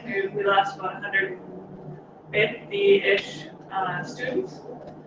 And we're projected to keep losing, with the projection model, another 20 to 50 every year. What was the 150 kids down, was that 10,000 per child? Roughly. I mean, So if my you math want to right, do is that, round numbers, 1.5 million? Less coming in? less coming in. Yes. Nobody could rightfully do what we all want to do with less than cut of 1.5 million. Revenue. Yeah. So you can see that I did the grade grouping on here. I did go with our traditional grade groupings. I don't know what our grade groupings are gonna look like for next year. Where we have a K1 building, a 2-5 building, a 5-7 building, and an 8-12 building. Sure. So that hasn't been discussed yet, but for historical purposes, just, we're looking at those grade groupings. That's enrollment. Any questions there? Not right now. So as we take this history and we take the enrollment projections and we take how our current budget, what does that look like going forward? That's the question of the night. So I took our same assumptions, 2% in state aid, the declining enrollment. I am assuming in here, since our referendum does fall off during this time period, that we at least renew it. And that continues on at $1,650. I believe it falls off for the 24-25 school year. We didn't need an election this year. Next year would be the 1 year too early. And then the next year would be the do or die. So November of 24? November of 24, so it'd be for the page. Am I thinking of that right? I think we'd have to No, pass on 22 is the 23. year. I have to look back at my notes. I think I think it, typically what we would do is go out for an election a year from now. Yeah. And, because there's a general election anyway, so we wouldn't have to pay as much in election costs. Right. We have school board members up anyway. And then if that did not pass, then we would go out again in 2023, I think, but. I think that's what, yeah, because it falls off for page 24. We Yeah. ran it in, it was a 6-year and we were, and we ran it in 18. I think that's the best way to do it on even the election year, because to sell your point, revenue, the past, revenue did it in 18, passed a good you know, people were nervous about that, but you get the people out, you educate them, you get them behind you, and you get a true vote as to what the public, in this case, majority group. And hopefully it'll be a renewal, I can remember. although we haven't decided that. I can remember voting in December one year of an odd numbered year or something, for the school referendum. I thought that was like, you gotta be kidding me. I think it really close. Was that like in the 90s? Well, it could be 80s, 90s, I don't know. Probably was in the 90s, actually. I just thought that was so wrong, because Right, because how do people know what they're, very few get out. yeah. And then keeping federal stable, but removing all of those COVID Okay. grants. So you can see there our revenue declines at about a 1% a year. Mostly because of our declining enrollment.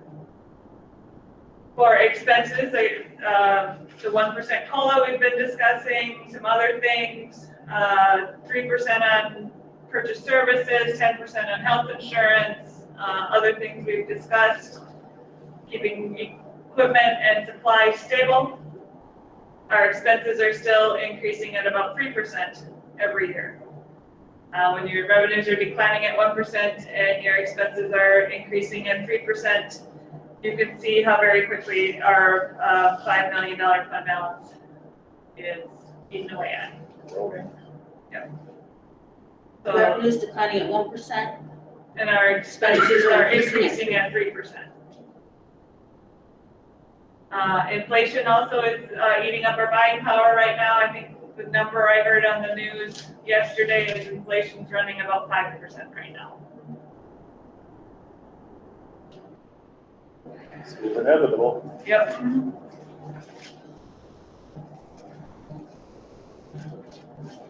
So looking at, I mean, our unassigned fund balance, if we do nothing, but next year, I mean, we're taking 1.9 out of fund balance for 22, 23, another 3.4 for 23, 24. So reductions in right sizing will again need to happen this spring. What that figure will be, we'll keep discussing. What did you say, 1.9? Yep, 1.9 for next year, we'll be taking out of fund balance. There If we stay are, the same. huh? If we didn't cut anything. We didn't cut anything. There are some additional revenues that are on the slate for this school year that could help us and help us build the fund balance. The governor, out of his allocation for the American Rescue Plan, is giving us some enrollment loss aid. That will be, I don't remember the exact figure for Red Wing. It was a few $100,000. Will be coming in November. So again, it'll be a grant process. There's also some aid coming as part of the American Rescue Plan and the governor's discretionary budget for lost compensatory revenue. And I haven't seen any allocation figures on that, but I do know that's Will that be coming up. grant? We'll get a little bit of that as well. Will that be a grant kind of thing? It'll probably be a grant kind of thing. The enrollment loss is a grant. We will have to apply for it. We'll have to say what we're going to spend it on. But that's coming down the pike there. That's just how they track us. Yep, that's how they track it. But we don't know the date or the month. No, they told us that we would have applications by the end of October, but I haven't seen anything yet because it's the 25th of October. Okay. So that's the update on the 5-year projection. Can you explain the two different sheets that are there? Summary and forecast? Yeah, one's a forecast going forward, one's a summary of the history going backwards. Gotcha. Thank you. Yep. Have you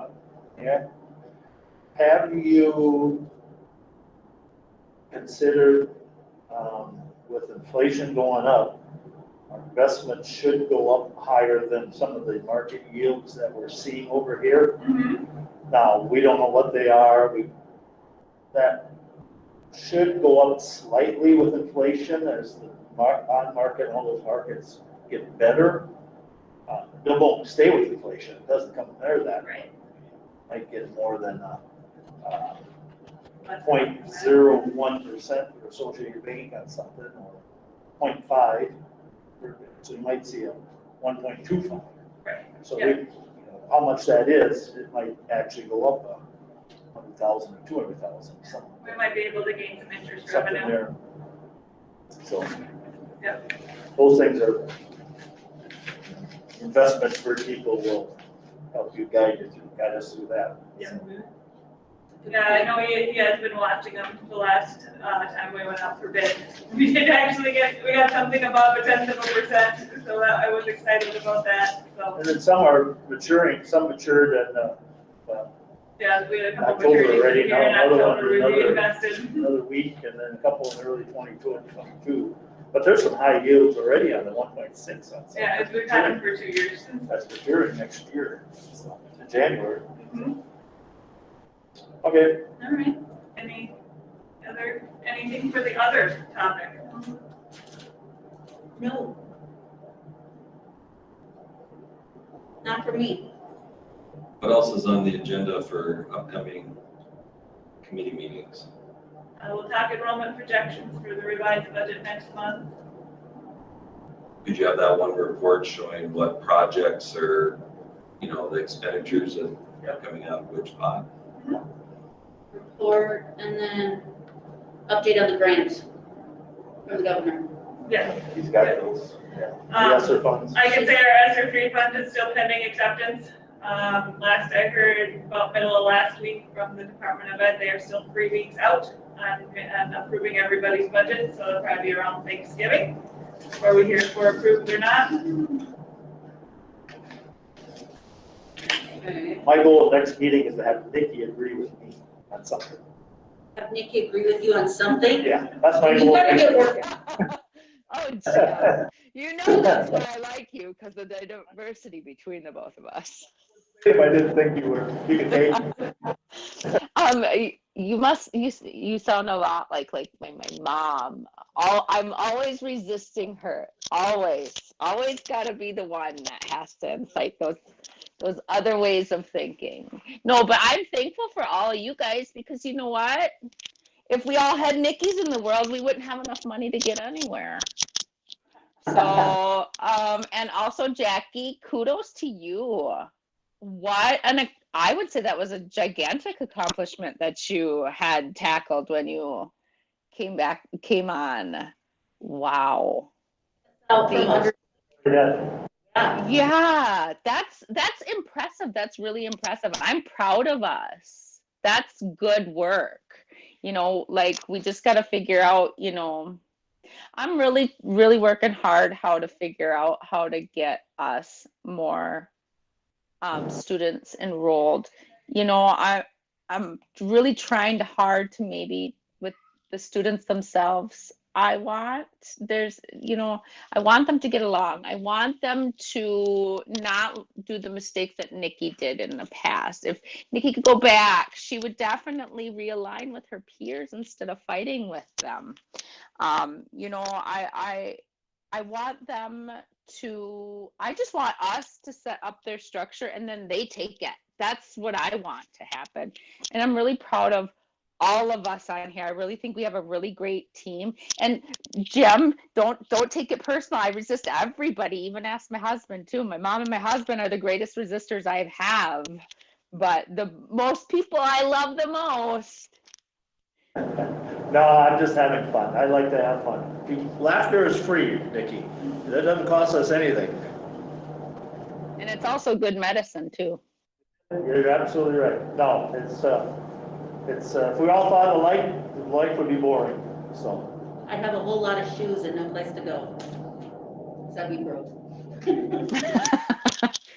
Just be the one that invested. They'd be so happy with me, but I would have no. All right, we're place gonna get set up for the next meeting, huh? to- Yep. Are we ready? All right. We'll see you guys soon. Thank you. Yeah. Bye. Thank you. Bye.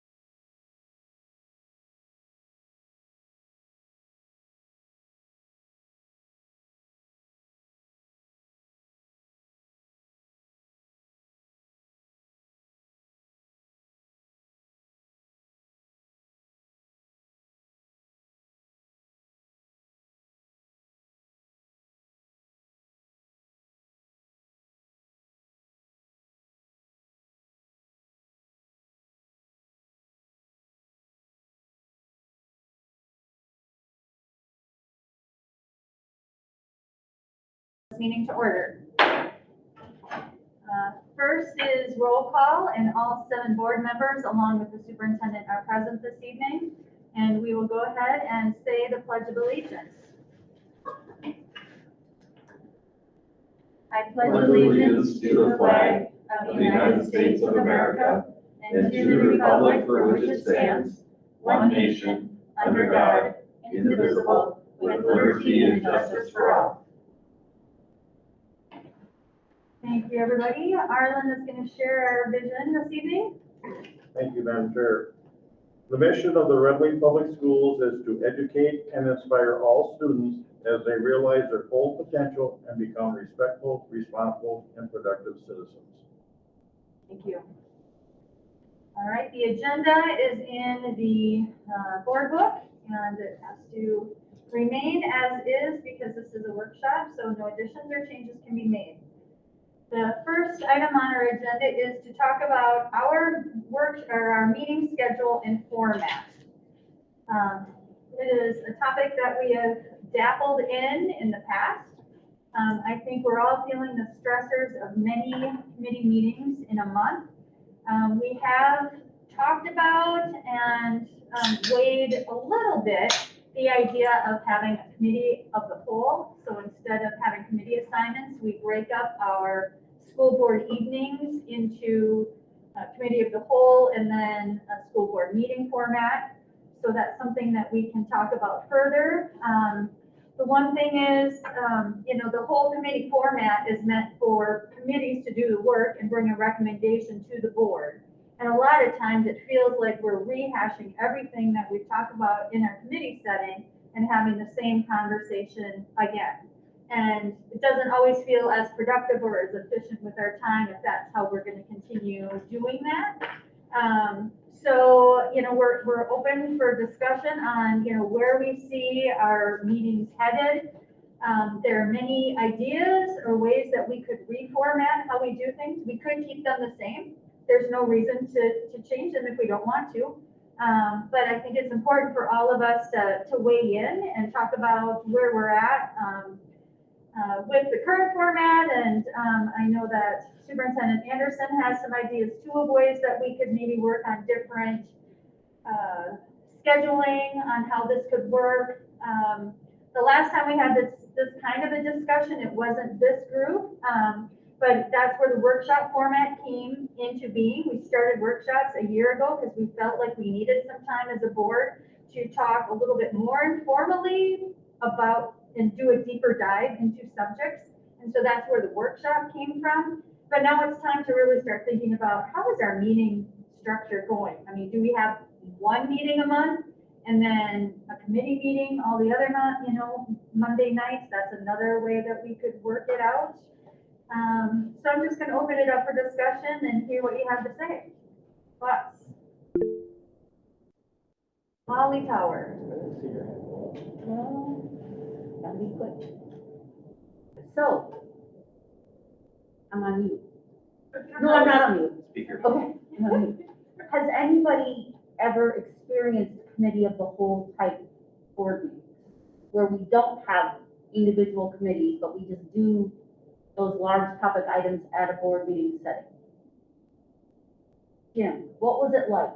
It was great. You could just sit and hash things out, talk about it, and get it kind of an idea which way to go. We bring it to the next meeting, and everybody's had their say, they talk, the research. If you need more research, they go back and look for it and bring it back. And Thursday night it could be was on a number of topics. Did it eliminate all the committees? No, it didn't. A couple of them were still there, but most of the time, I think bigger topics you want to talk about was just talk. Sit around and talk. Like you said, kind of like the board workshop. It was very productive. Did people feel that they were more included in on all kind of components of the board? That, and the other thing is you brought if your staff that need to be there, all were there, instead of going, some are over this committee meeting, this committee meeting, this one's over here, this one's got to bounce around. That way you bring all the players involved right there, your admin team if you need that, the superintendent. the district people, the Brents, you know, the Allegheny, they come in and they're having to spend time. Up and around here. And I think that's kind of where we were talking one time and just informally at an agenda meeting, and it was just, maybe it wasn't even agenda, I can't remember, it was a committee meeting or something, that staff is really running, it's more than them all these committees that we have. And, not that committees are bad, I'm not saying, but can we get this stuff done can we do it better? That's really what we're looking for. If we can't, but it doesn't hurt to discuss it, to look at it, to brainstorm and figure out, you know, just because we've always done it this way doesn't mean we have to do it this way.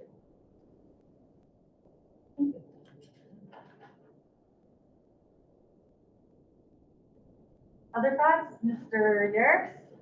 Yeah, I was here when we first went to the workshop system, and at that time I felt it was, we could eliminate or combine into the workshops legislative and policy, personnel, finance, and legislative, they say legislative operations, all into this. And one of the things that I feel like I've been left out when I'm not part of some of these committees, and I don't see this stuff come to me until it's presented at a board meeting, or at least we have a written report of what took place, but it's still not the same as being there. And I'm not pointing fingers at anybody or anything like that. It's just the system, the way it is, I think leaves us out. I think at the time I was suggesting on the off Thursday or off Mondays, we would have to or a workshop, and on the other 2 Mondays we'd have the board. But it is also very difficult to have commitment to 4 Mondays in a row every month. I know Carson's got a proposal out here that shows from 6 to 7 workshop and 7 to 8 board meeting. I kind of like that concept, but I don't think we can get the workshop completed the way it should be in an hour. And if we were to go that route, I would suggest maybe that we start at 5:30 to 7 as a workshop, and then a meeting from 7 to 8. That would get our regular board meetings away from the dinner hour. Workshop could still be conducted, and that's just my thoughts on it, just around here. But I do think we need to look at trying to find another way of doing this. We condense things a great deal by going to the workshops and then making our meetings limited to an hour time to keep us on track and get focused. But that's still 4 hours a month of committee meetings for those 4. And we're going to try, if we went with 1 hour before the board meeting, that'd be 2 hours. So I like the concept, but I think the workshop should have another half hour added to it. And would that be once a month or twice a month? Before our regular 2 board meetings. First and third. Start at 5:30 to 7, and if the workshop gets done early, you got a little bit of break before the board meeting. Yeah. That's just my thoughts. And would you keep the last Monday as a different kind of workshop, or would we just go to the 2? I think you just go to the 2, but unless something extra has to come up, that's my thoughts. Okay, yeah. I'm along for the ride now, so. No. You're never allowed. I was gonna add, piggyback a little bit what Aaron said is, you know, do we actually need 2 board meetings a month? Do we do it on the 3rd Monday, the board meeting, the workshop on the 1st? That way, instead of staff down there twice, in some cases, now we're just there once. If you bring up a good point, tonight we had finance, Jackie and Karsten and our auditors were there, which is great. Now we gotta come back at the next meeting and present it again. So it is duplication and wearing things out. Why I say like the 3rd Monday for the board meeting, just go 6 to 8 if we need to, or whatever, is because the finance, approving the consent agenda of the finances gives them an extra couple of weeks to get them presented to us. And we haven't really hardly ever turned down anybody being hired, because it goes through the process. Like you do, let's just say you do your workshop, all your committee stuff, that way staff is only there one night in many cases. And then you hold your board meeting on the 3rd Monday. And there are some schools that do that. Not sure, I don't know all of them, but there are some that just have one board meeting a month. we're just not.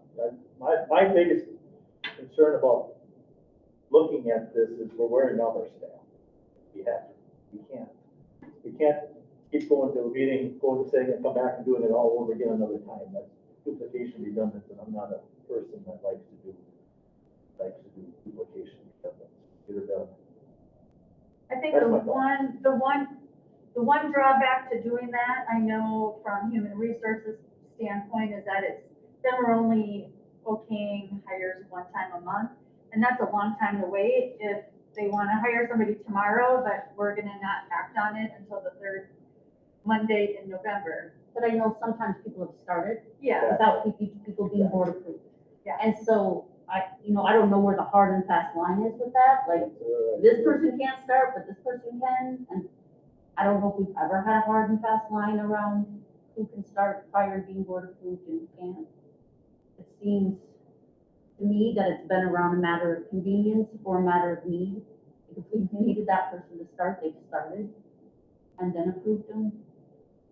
I don't know, maybe I'm wrong. Well, and that maybe is a different conversation for another time, but. For example, if we have a first grade opening, teaching opening, we've got 23 kids slotted for that classroom, and we hire someone in late August, then we need to, as long as we follow through the process, we'd like to get that person started before board. So that'd be one example. Right. That's what I mean, like need versus, it doesn't feel random to me, it just feels like as it's needed. Right. And then they go to the board for approval. So I feel like we, just in the, what are we at, 9 months that I've been on the board, I feel like we need 2 meetings a month where we can vote on things. But maybe it's just the COVID time that, things are constantly coming up. Or, so I don't know if whenever things are normal, again, if that's as necessary. I like the idea of the committee of the whole for operations, finance, personnel, policy, and legislative.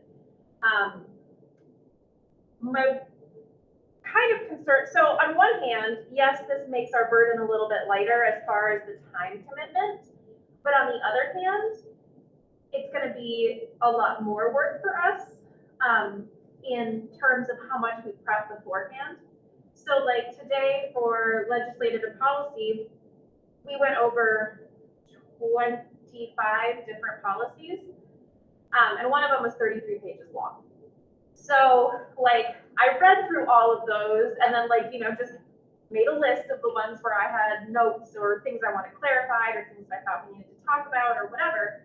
That took a pretty good chunk of my time. If I also was then going to read through personnel issues and really look at all the finances, I don't know that I would have given as much attention to all of the things.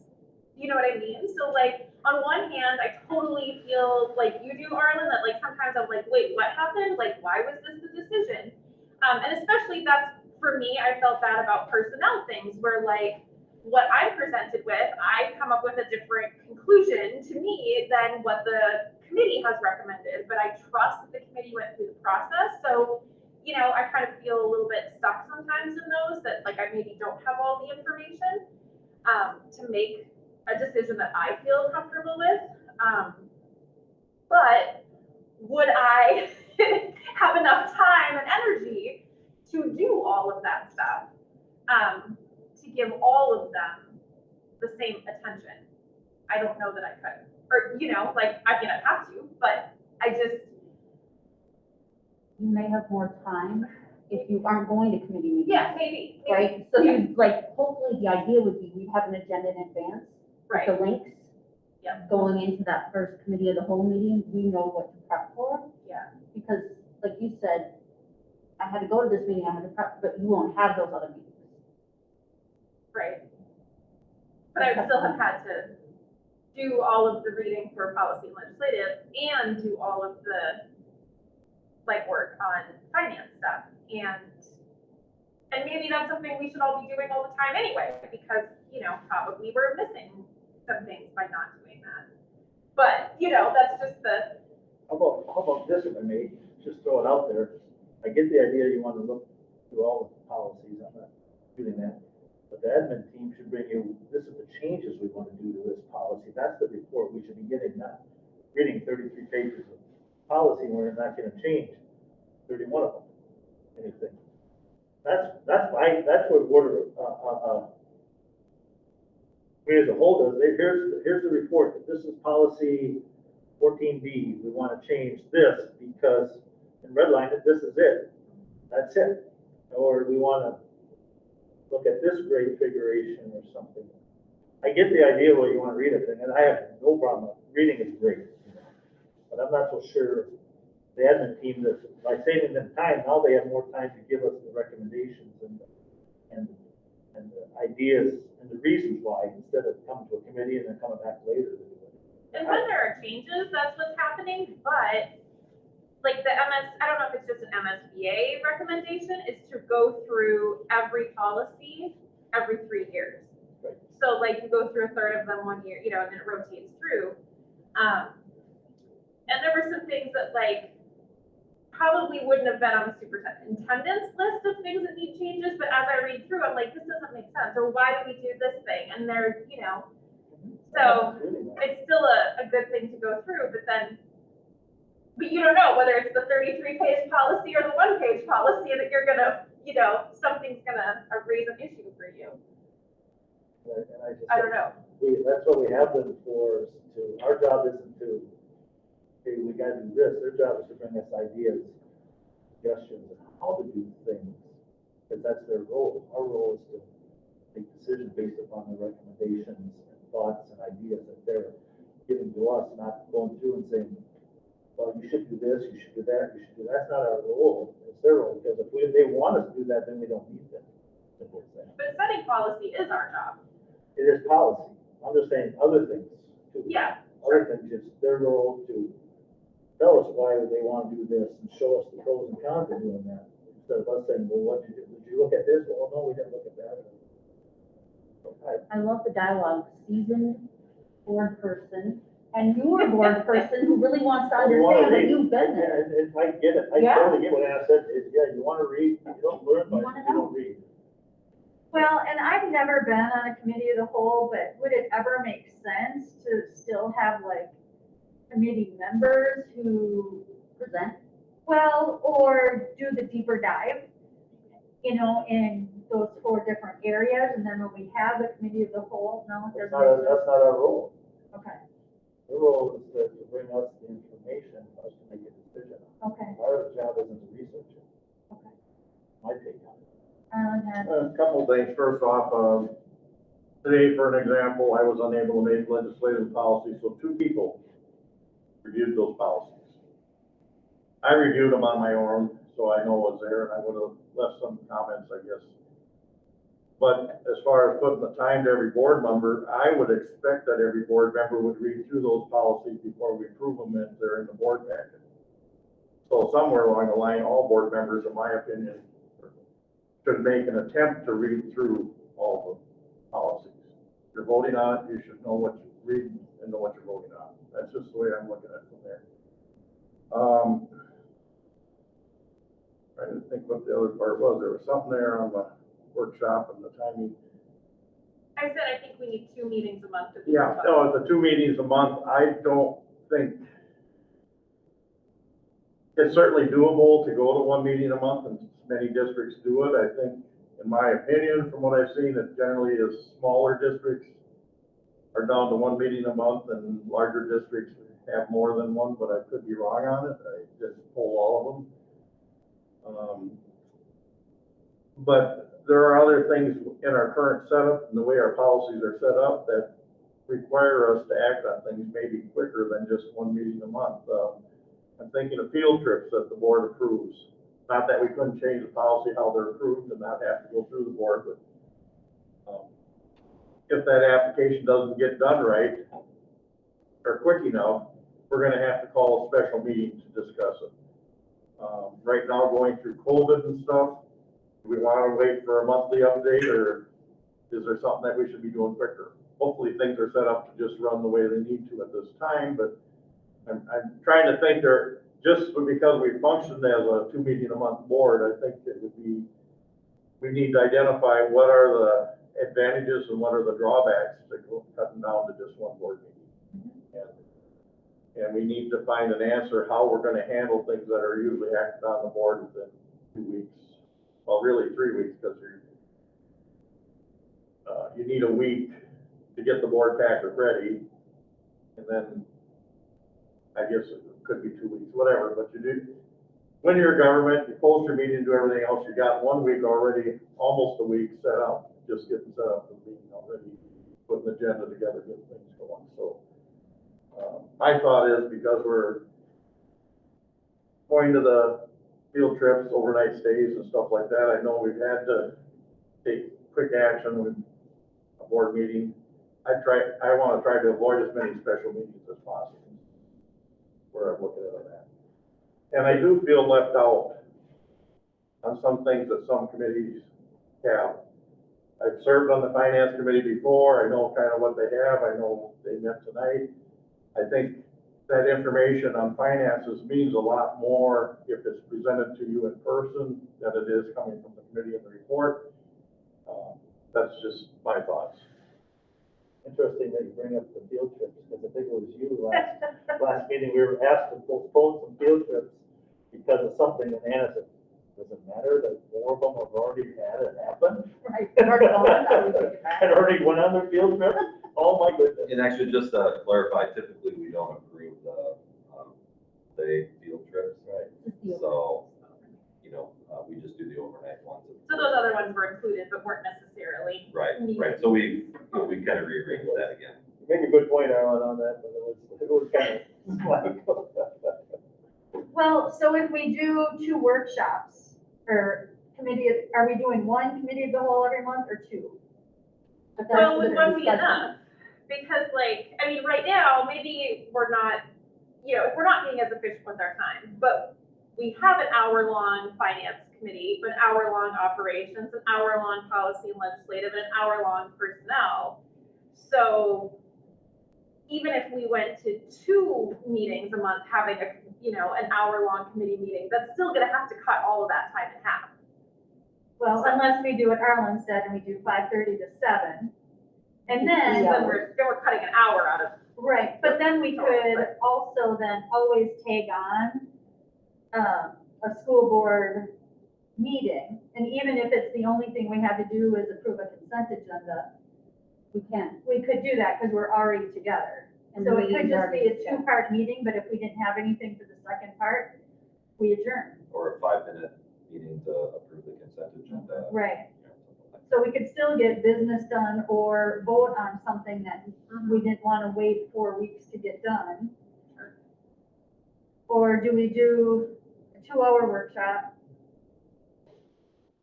and an hour-long meeting? I mean, I don't know, I'm just, You're just coming up with ideas. yeah, we're just And we brainstorming. probably won't know until we actually try it. I do think an hour probably is not long enough, so I agree with Arlen that perhaps an hour and a half, because really then it's an hour and 15 minutes, because we want a short break before the meeting starts, and then we can always adjust it from there. Or shorten the workshop or lengthen it. I like the idea of having it, if this committee of the whole twice a month as well, so that maybe you could split things. So like kind of to my earlier concern, that it's not, you know, 75 pages of policy and financial reports and personnel, that, you know, we split those in half so that you can focus a little bit more on maybe 2 of those areas on the first Monday and 2 of those areas on the third Monday. Split And that we've out a little talked bit. about combining committees before, and what makes sense would be, what did we decide? Finance and operations, yeah. And then Maybe those personnel were- and policy. Keep in mind, if you start at 5:30, go to 7, if you want to still do a consent agenda, if you don't have enough on the workshop, you're done at 6:15. You can't hold your meeting until 7, so you're gonna have to say that schedule the school board meeting, say at 6, if we're done in time, or something like that. 6 o'clock or 5 minutes after the end of the workshop. Yeah, or something, you don't want to say at 7 o'clock, we're gonna do the board meeting, and all of a sudden, at 6:30, you're sitting there twiddling your thumbs. Right. Right. We'd really be done. When would the other things, other workshop items be included? What we have been doing in workshops lately.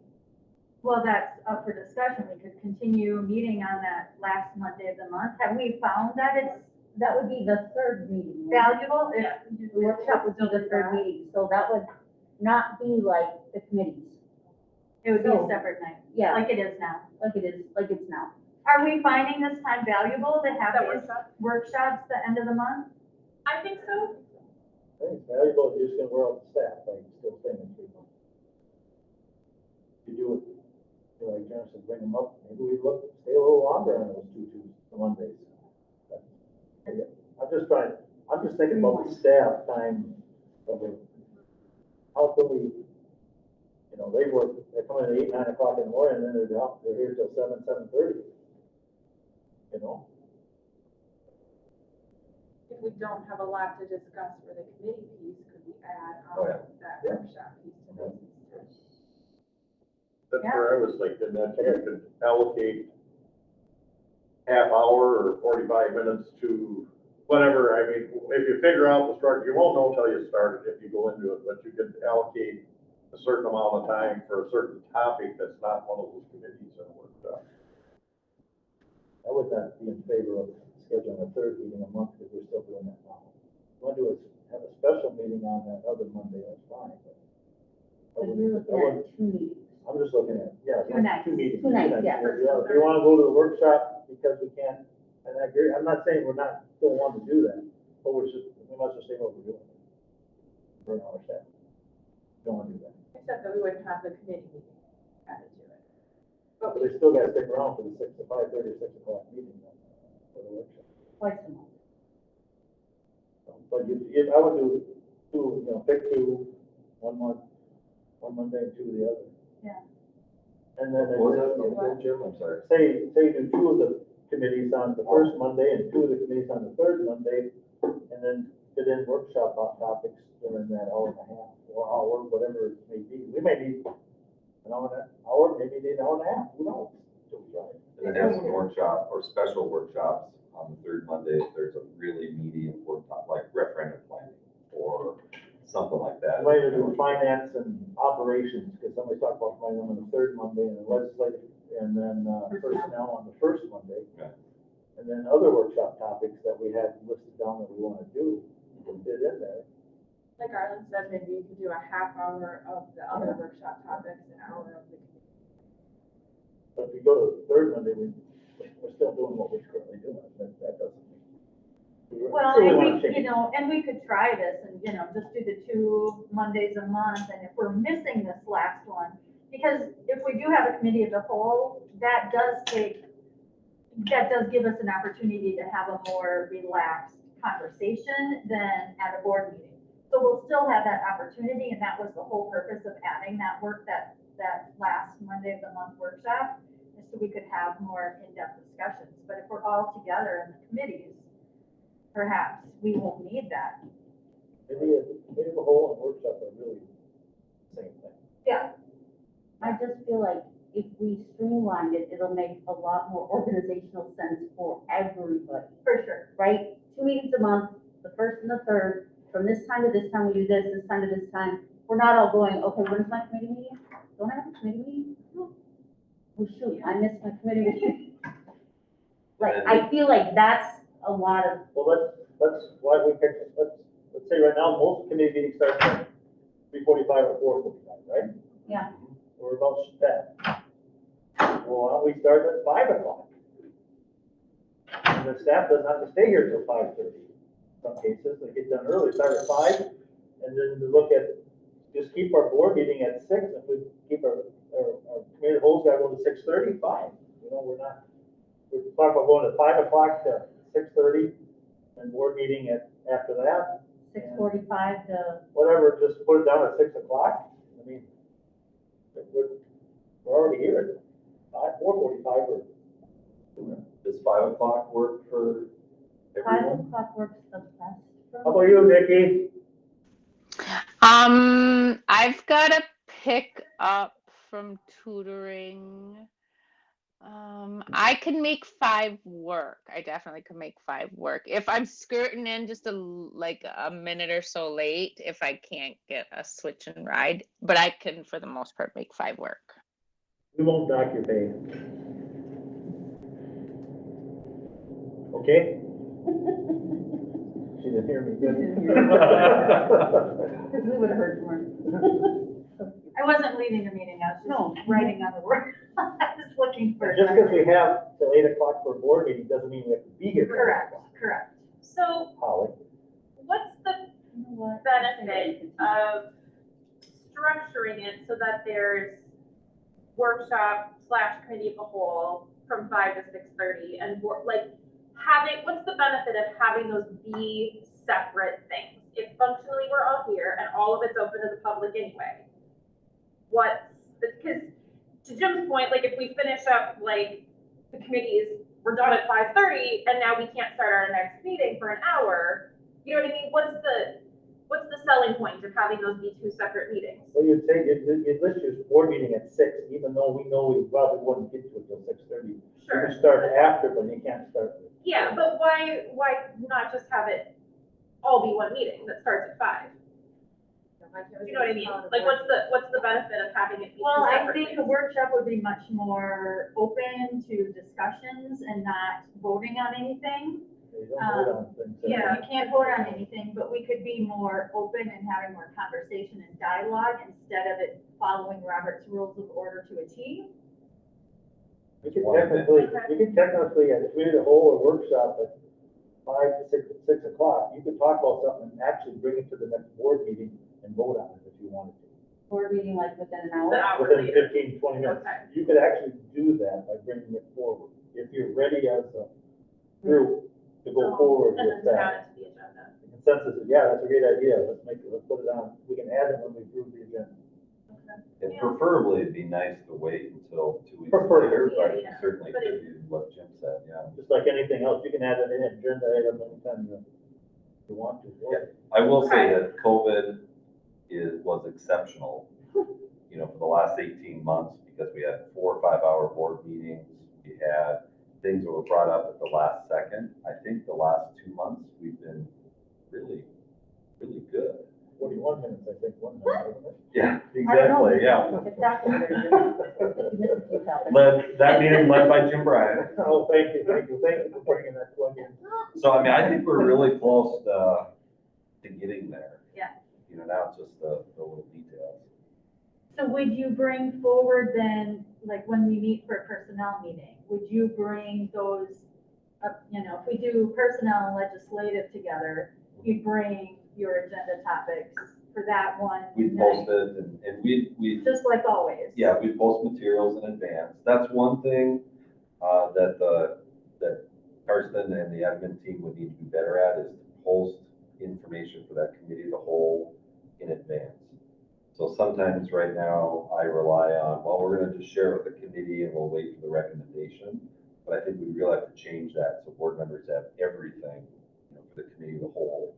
Review it, discuss it, ask for more information, and generally it'd be 2 weeks later, we take it to the board, and then it should be generally good to go. Does having the committee of the whole raise any issues about confidentiality and having closed meetings? Like, for example, with personnel, you know, like, when you have a 3-member committee, you don't have to necessarily have that be Well, kind public, of, or it's not under the same rules necessarily as having all 7 of us here, Depends right? I on mean, we who can you still do talk closed to. sessions, I know, but I just wonder if that raises any issues. some lawyers will say that we have to follow the open meeting law if there's a committee. Okay. Mhm. Other lawyers would say that we have flexibility as long as a decision's not being made. Okay. So I don't want to say for sure one way or the other, because it really depends. So I tend to kind of rely on, let's assume that it's an open meeting. We follow the same laws in terms of when it's a quorum, you know, what we can discuss. You know, that's the safest approach, but there are alternative viewpoints. If there's 8,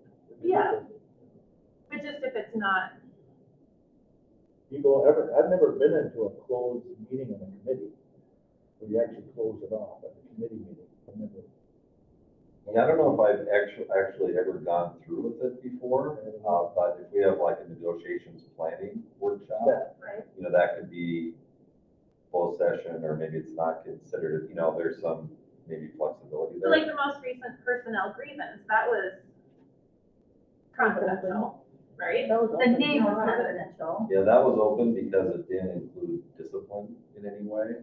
But I mean, when you guys met as a committee, It was open. it was Yeah, open, It was open, okay. yeah. You could have watched the whole thing. I will say that's a very uncomfortable, you know, situation, especially for the grievance. And you know, personally, I think we may want to consider having the negotiations committee deal with grievances, Yeah, I saw that. you know, because they're already working with the contracts, negotiations, they understand the ins and outs. And we don't have to videotape those.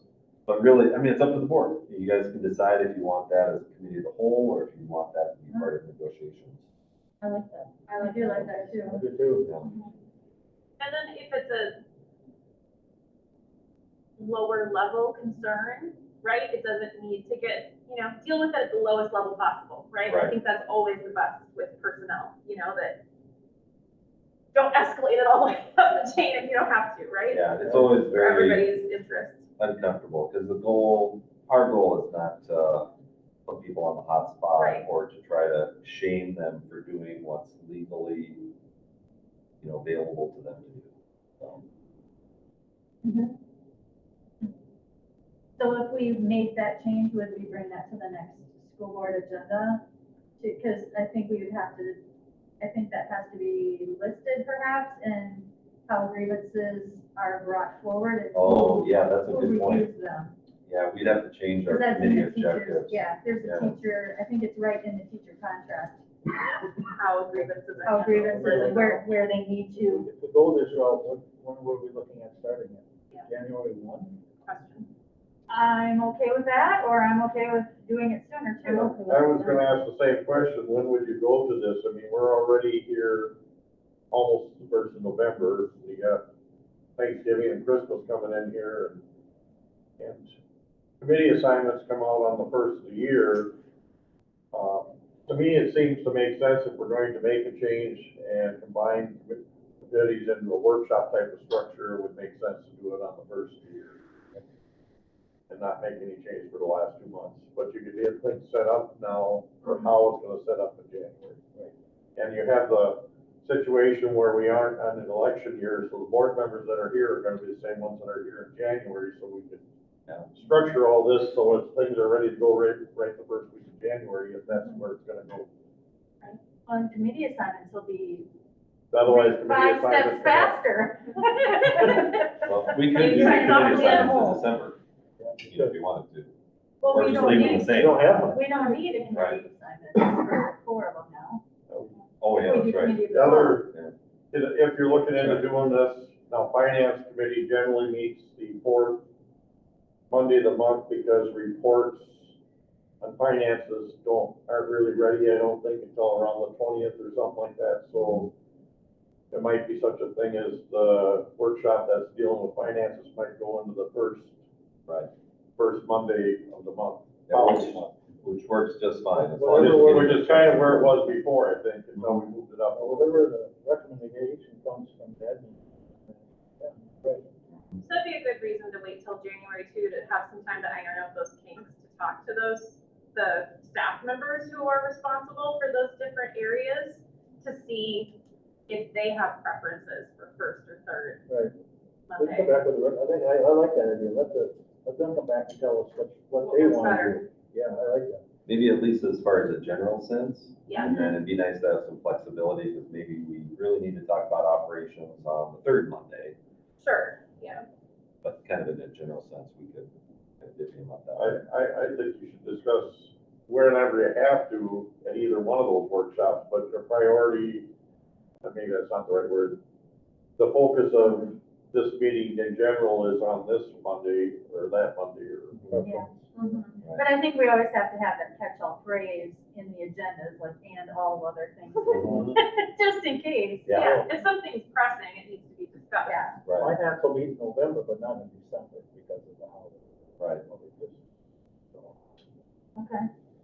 So what I'm hearing everyone saying is they like the 5 to 8, that what's up on the board, 5 to 6:30 workshop, 6:30 to 8 is a board meeting, but we'll Well, post 6:30 the till dawn. meeting, we'll post the school board meeting to start at 6. No? Right. Is that what I heard? I don't think we'll get done in an hour. What time is it now? We're at 6:40 and we just talked about one topic.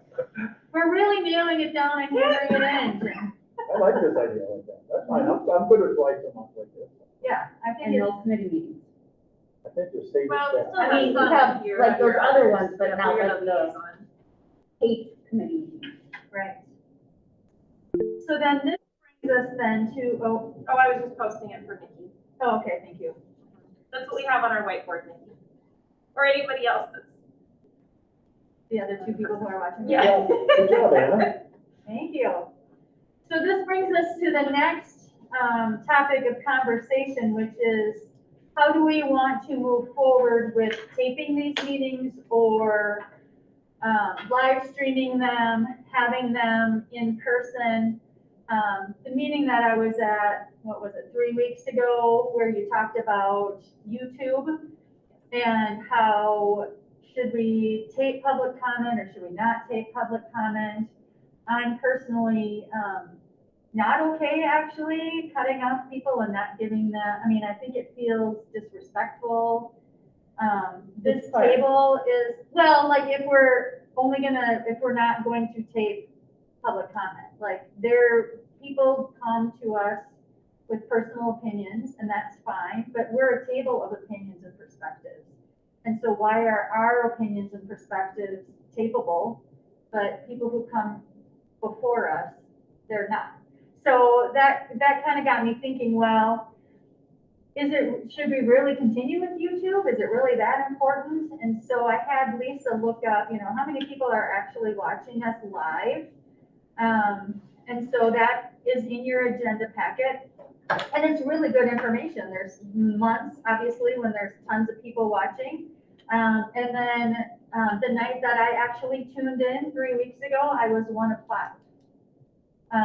And then the very next day, Carson and I both received an email from a gentleman in the community who was one of those 5 saying, I can't understand anything you're saying. With the masks and the owl and the technical difficulties that we've had, people are having a hard time understanding us. And I will admit that I also had a very hard time understanding the meeting when I was listening in as well. So, that got me thinking, how valuable is that? And I 100% always want people to be able to attend our meetings, whether that's virtually or watching it on TV or watching it taped the next day. That's what we used to do.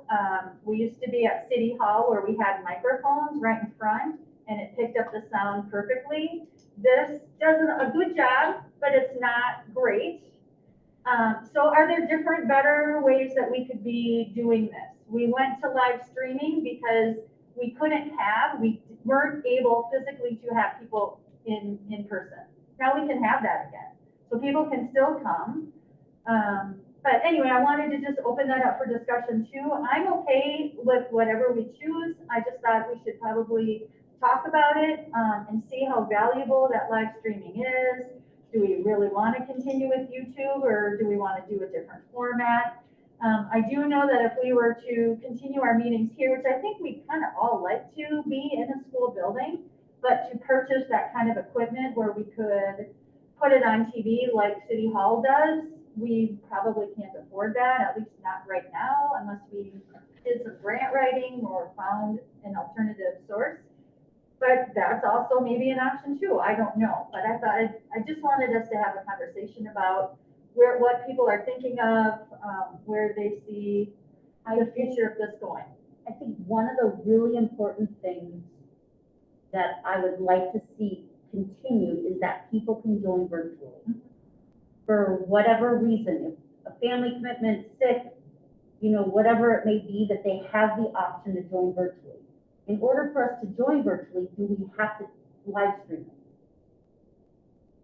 I know for a time would invite people to the Google Meet, but then that would cause problems, you know, with the efficiency of the live stream, essentially. So that's why we went to the live streaming via YouTube. Right, so, but do we have to live stream it if people attend virtually? Not everybody could attend virtually. No, I mean us. Oh, I see. I'm not talking about the Oh. outside people, I'm talking about one of us members. Does it have to be live streamed if one of us attends virtually? We Oh, could that's a great record it question. and then make it available on our website. Okay, so that could be in conjunction with, like, we don't have to, because I thought that was one of the things, if you're gonna join virtually, you have to be able to stream it from wherever that person is or something. I think that's only if we didn't have an in-person meeting. Right, and the emergency, yeah, you're right, the emergency order is no longer. Okay, And so I don't think that board members can vote virtually. That's something I need to double check. So the question would be, can board members participate, virtually. you know, in the discussion or listen to it directly or not? So I'll have to check with MSBA. And I did check at one point, and they did say that there would be, you know, some type of an exemption for people if, you know, like, for whatever reason, if they had to attend from home, which is something that you never could have done before, right? You had to attend the board meeting or you were absent in person. So I'm just saying it would be nice if we could continue to have that option, to continue to carry on business if a board member had to be out and couldn't, you know, and actually wanted to attend. I'll double check with MSBA. Yeah, they didn't have a hard and fast, they said that's something that they're looking at, and that it should be an option because people, you know, are having to stay home for whatever reason, even with quarantine. Right. But they can attend. Right. So prior to the pandemic, you could not attend virtually, but things might have changed because of that. So we will definitely double check on that because I do agree. Like if, you know, if I was quarantined because somebody in my family was sick, but I wasn't sick and I was home for 2 weeks, I would really want to be a part of what's going on too. But I don't know the rules, so we'll definitely look into that. Yeah, and like I said, when I checked originally, they said they were hoping to find a way for people to do that. But it would have to, I don't, it wasn't a doctor's note, but it was some kind of little thing. But I don't, they Do didn't you know come how back long with it. ago that was that you checked on that? Yeah, that was, beginning of September. Okay. Yeah, just, you know, in case I got sick, I was Yeah, like, yeah. well, can I still attend things or do Yeah. can I send a form? Right. We'll check with MSBA. Yeah. They'll know right away. Perfect. That would be my only thing, whether or not we videos, live stream or whatever. I think it is. I don't know about you. I mean, we're probably really getting used to this camera on our face, but it is when we have a regular school board meeting and I'm trying to look at the agenda on the computer screen and then trying to have I mean, it does get a little bit cumbersome. Can we do it? Sure. Do we have to live stream it or can we just tape it and put it up on our website right away? Is it valuable for people to be watching live? I think Because what they're not I've heard from participating. people is that it is, but I mean, of course, those are the people who are watching it, you know, so. Right. I mean, it's already kind of a self-selected group. But I think from the times that like the one meeting that I missed and try to go back and watch it, like what we see when we look at our screen right now is like, I see 9 little windows, so I can see each of you guys. But when I watch what has been recorded, all I see is the in-person attendees, the little blinking feather. I cannot see any individual people's faces.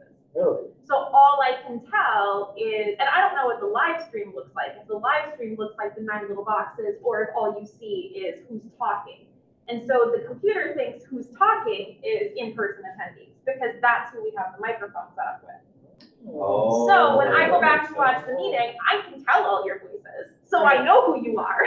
But if I didn't, I would have no idea who was talking about what. Because when we were all virtual, like our sound was with our picture. So when I was the person talking, I would have like the bigger picture on the thing when you would go watch a replay of it. So you could tell who was saying what. Plus, because we were all distanced, you would say, Anna, and then like, it's Anna's turn to talk. When we're in a group like this, somebody says 2 words and somebody else says, a sentence, and it just bounces around. So that the recording does not look very good. It's really when not I've gone back. recorded. No, I mean, you get the sound and that's about it. Yeah, This is the live streaming is, Shows the grid grid. shows. Okay. but recording doesn't. Yeah, at least when I went back and watched it. I've never noticed. So whereas when you watch like the recording of a city council meeting, there's a camera in the back, there's a camera at the front, so you can see the people who are talking at the podium and the people, the council members who are talking. So you can see who it is that's talking, even with the mask on and all of that. You can still see who's doing what, and that we don't really have. Yeah. I think it's important that we make every effort we can to be as open and transparent to the public. Prior to COVID, we had live streaming when we were at City Hall, but it was only live streamed to those people that had cable. If you didn't have cable, you couldn't get it. Our district's website was not really functioning when it came to trying to get our meetings after the meeting. Things weren't really taken care of very well on it at the time, or maybe it was earlier, maybe the last year was better, but right prior to COVID, we were working on trying to select the proper location in this building and have somebody videotape or not videotape, that's maybe not the right word nowadays, you get old. Run the camera, record the meeting, and we were talking about getting things live stream, being able to live stream it to the public or different things. And I think it would be good to visit back to what was discussed at that time with our building and grounds people and media people, how we were going to implement that at the time. COVID has done some things that were good for us. We go back a year ago last August, if I remember right, we had around 275 people, sticks in my head, watching us live in August because people wanted to know what's going on. Sure. And when the meeting's dull and there's nothing going on, who really wants to watch? I mean, I get it, that's not there. So the numbers are down, but if there's something that's of real importance to a lot of people, they want to have that to them, and I think we owe it to them. We got to realize the public has given us money. I say us, that's not, the public has funded us, the Red Wing District, very well with the last referendum, and we have a referendum coming up, and we better make sure that we continue to be open and transparent to the public and let them see what goes on when they want to, if there's ways to make it happen. So I would like to see us try to work with our staff. How can we televise this a different way than what we got right now? Obviously, an owl was a way to try to get back to this in-person meeting, but still accommodate virtual people, having some here and some otherwhere, but now we're back to basically having everybody at our board meeting, then it's maybe time to go back to where we were before. It's just that they're gonna move that camera around and we're all gonna be wearing a mask and you won't be able to see our lips and our smiles and our frowns Well, and if So- you remember when we would have our meetings in the media center, we would have microphones. So it would pick up our voices better. and the camera would, whoever's running would direct it towards the person speaking. Yes. And maybe that's the better way to go. I don't know if there's a live stream option with that camera or if there's a way that we can have a microphone in the camera and live stream it. Julie and Charlie. And there are owls out there, I think, that also have a camera that follows the noise or the voice. So I don't know how well they work, but. So it sounds like we need some answers with technology and what other options are out there that are cost neutral. Well, it doesn't have to be. We're very close. Sometimes it costs money to make things work. Yeah. We, utilize sentence to serve in Guinea County, We have in the past here at the district. have we contributed or? Because this whole discussion revolves around, we talk about City Hall, which I think they spend significant, resources. Their staff could do the carpentry work and all that. And then the tech people could wire it. And long-term down the road, we need to have a designated place to hold school board meetings. Tomorrow or tonight, somebody's gonna come and take this all down and set it back up, and so kids can come running through here tomorrow or walk. So, fine with doing whatever you wanna do, but let's keep in our mind, long-term, we need to have a designated place in the school, a school, for school board meetings, for people to come and watch, so we can stream it, hold everything right there. And, the City Hall has it, which is nice. The county has a nice designated building. So with the schools, we're just kind of half put something together, and it's actually working, but we need to look at something, because somebody's got to come around here and spend a couple hours with the stuff back, or gathering stuff and walking it back, so. Probably Lisa. Thank you, Lisa. Yeah, thank you, Lisa. So I'm just saying, And- where that is, I and- don't know. Yeah. Is it gonna be happening tomorrow? No. If it happens in the next year, no. But keep it in mind as you're going forward. Yeah, well, and that's exactly right. We were looking into that just before COVID hit, where we could have these meetings, where, I mean, I think Kevin did some preliminary work on finding some technology that we could utilize. I think he had some preliminary numbers, if I'm not mistaken. But it was a matter of identifying a space that could be ours, and I think that was where we were running into a roadblock. There certainly is not much, if any, space up here in this building available. Well, there could be. You never know down the road what's gonna happen. The other thing is, City Hall, Arlen hit the nail on the head.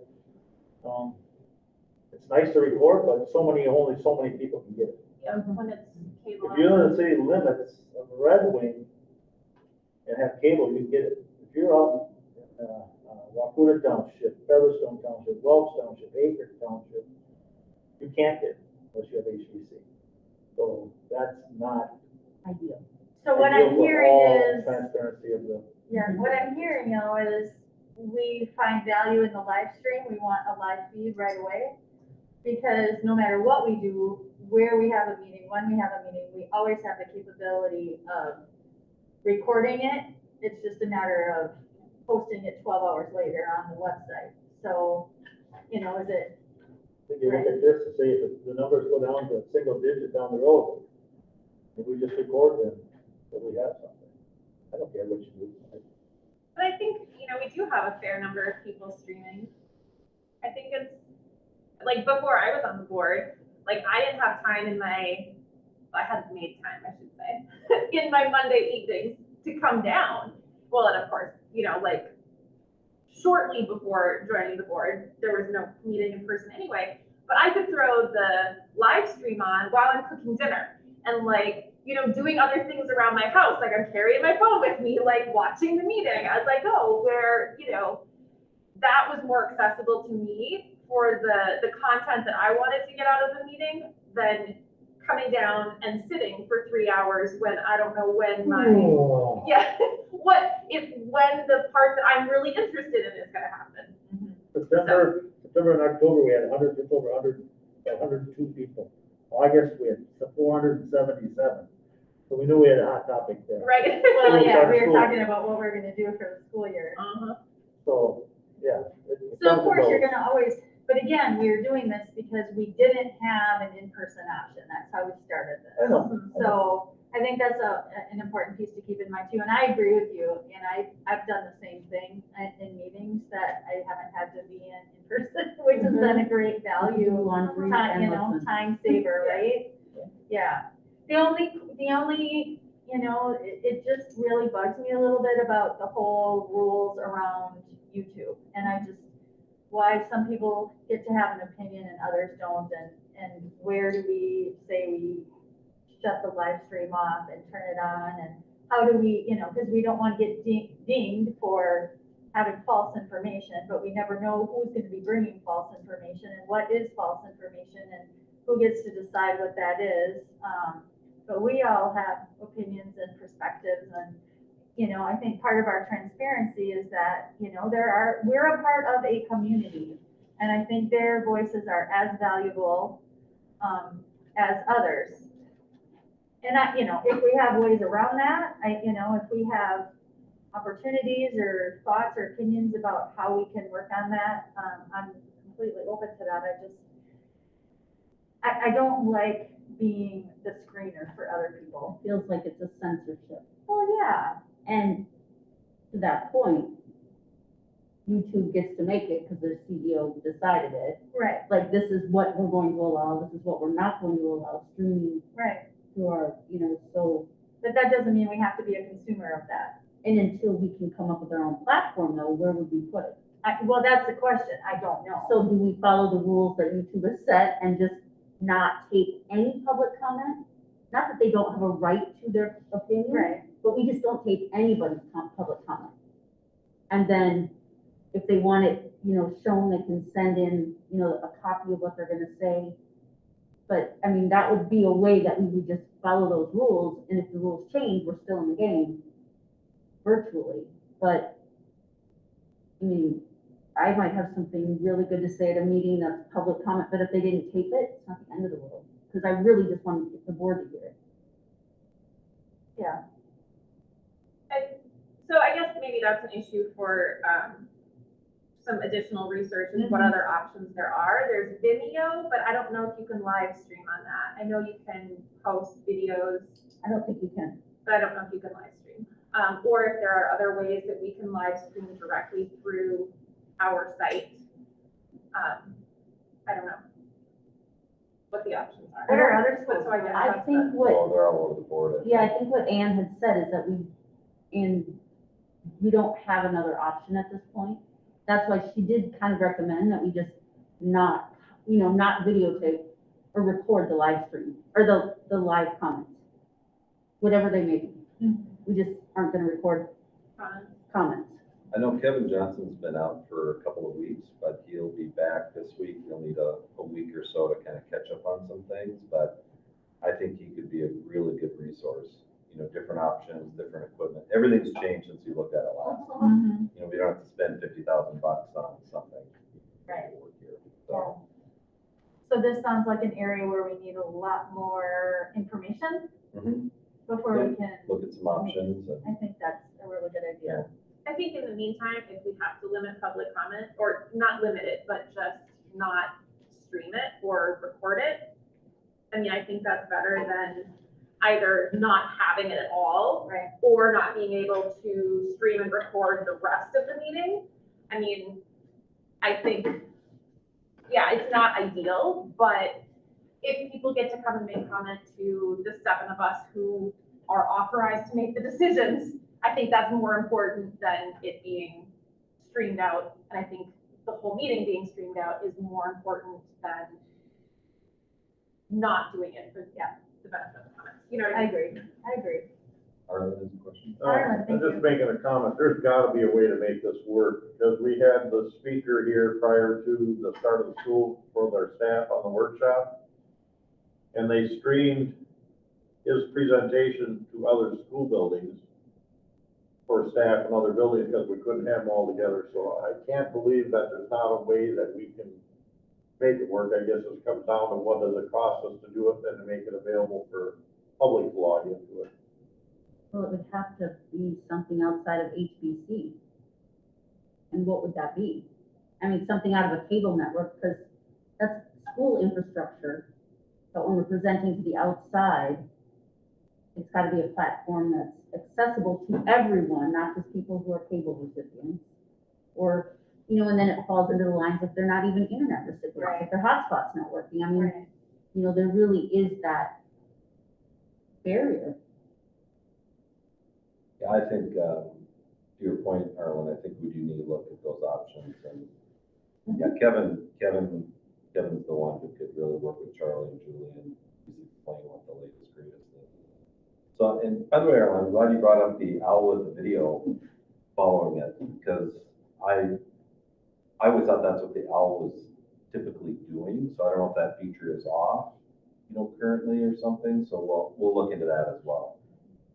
When I watched it, so like I've taught classes where we have the owl in there, and it's not perfect. Like if I rustle my papers over here while Jennifer's talking, it's gonna move over to me. So a lot of teachers just have it set where it sees the whole classroom, but then it kind of has this weird fisheye effect because like it takes a rectangle space and makes it like a circle, so it gets a little goofy, but I still think it's, maybe better than nothing. Audio only. Yes, better than audio only probably. So. Yeah, we'll look into that because we could always have another computer for public comment and then use this computer, to do what you just said, Anna. Yeah. So we'll do some experimenting and look at some options, and then hopefully we'll be ready to go on January 1st. The goal of it being January 1st. Yeah. And is this kind of established that? Does MSBA have a technology person? I mean, I know they do for their internal stuff, but like somebody who maybe might know what other districts are doing for this type of thing? I think we could, I'm sure Kevin would have Kevin and Lisa could explore that. Awesome. So what I'm hearing is January 1st in the new year, we're going to switch to committee of the whole with that schedule 5 to 6:30 workshops or / committee meetings. 6:30 to 8 roughly is our board meeting. We'll do that the first and the third Mondays of the month, which gives us the fourth Monday back on our calendars. The other piece is Superintendent Anderson is going to talk to staff and get their ideas or opinions on what the first or the third Monday, which works better for them so that we can combine our committees that make sense for the staff to attend, right? And I think what I heard was finance and operations maybe makes sense to have on the same night, legislative and personnel on the same night, but also leaving some space on our workshop night for any other topics that we may need to bring forward so that we're not pigeonholed into just those two topics. And then Superintendent Anderson and Kevin and Lisa perhaps are going to look at other ways that we can find technology that will be to our benefit in streaming and or recording our meetings. I think they're going to talk to Ed and the team about reporting to us too, about stream. See if they get a little more clarity on that, how they can do that and want to do that to us too. Okay. I thought there was some talk about that. You mean like whether we can attend meetings when we're? No, they would, right now they just kind of throw something out there that their reporting will be more structured towards the committee of the whole. Oh. Instead of board meetings. Yeah, kind of around which days they'll pick. Yeah, I'll also look at, I don't want to overpromise, but Wednesday is actually pretty early getting information out for a Monday board meeting, but ideally it'd be a week before. And if we have really strong committees as a whole, then we might be able to do that because we'd have a whole week to prepare for it. So I think we look at all that and just keep getting better. From Monday to Monday. Yeah, that'd be really nice, but I can't promise it right now. Right. The second of our agenda this evening is to talk about the timeline for superintendent evaluation. We can, it's already 10 after 7, so we can dive into that if we'd like to, or we can save that for after our workshop with MSBA on Monday, in conjunction with how we're going to do our evaluation. And maybe the timeline makes more sense to talk about after we know what we're doing. I feel like the timeline would make more sense after we know more details of what we're doing. I agree. And I also have a question about the previous topic too. Just because it is hard to hear you guys. I just want to make sure that I'm on the same page about the meetings. So from what I've gathered is we're going to go from 5 until 8. Now are we doing technically 3 Mondays, or are we cutting it down to 2 Mondays? 2. Okay. So that's just what I wanted to clarify. Thank you. First and third Monday, starting in January. We gave you 12 Mondays back, Nikki. You could look at going to second and fourth too, couldn't you? You could. That's the same as city council, so I think that's why we're Oh, not yeah. typically. Yeah. right? Yeah, that one, yeah. I think the first and third. Good job. Remembering that. Yes, good job. Mm-hmm. I tend to agree with you, Holly, so, but I'm happy to have a Yeah, I think we discussion. should leave. Wait on that. Wait Oh, on the the discussion for the timing of the superintendent evaluation. Oh, we're gonna do Yes. Yes, oh, yes. So it. Yeah, just that's based part of on- our role. Yeah, based on what they tell us on how it should be structured, what it should look like. It may look different this year compared to, subsequent years, just because of the timing of the workshop. Yes. They, just to keep in mind, they are recommending that we have a special meeting to just talk about the superintendent evaluation when we are completed with it, instead of tacking it on to another school board meeting night. So as soon as we get underway, just know that that's gonna be coming down the road. Even if we're not talking about the specifics of the timeline, are we still thinking we want to have this done before the beginning of the next year? Yes. That's still planned. Yes, I'm sure, I mean, November 1st is when our workshop is, Right. and so I'm still planning on getting that work, the evaluation done before, probably 2 weeks after that, and then, Sent out, not done. sent out, yes, but then done before the end of the month is really what my End of hope is, November. before we get into the holidays. That's my goal. We'll see what Barb says next Monday, but I'm really looking forward to this. Like I said, I attended this workshop a couple weeks ago. I found it extremely valuable. I think you will too. So I'm just happy that Barb is going to be able to come and join us virtually. And we'll find out the answer to that question about attending virtually if we can't be here in person. That's a good, Good deal. All right, then, anything else? Lisa gets to go home a little early. Lisa, you get to go home. All right, well, it is 7:12, and do I need a motion to adjourn? So, I don't think you do on a workshop, but that's fine. Well, we're adjourned. We're back. Ann and I are legit. Like, That's fine. All right, Holly made the motion, Anna seconded, all in favor, say Aye. aye. Opposed? All right, we're adjourned, 7:12. Thank you. Good night. Thank you. Bye. Hour and 12 minutes isn't bad. No. Did you say 41 minutes? Did you say, what did you say? Yeah.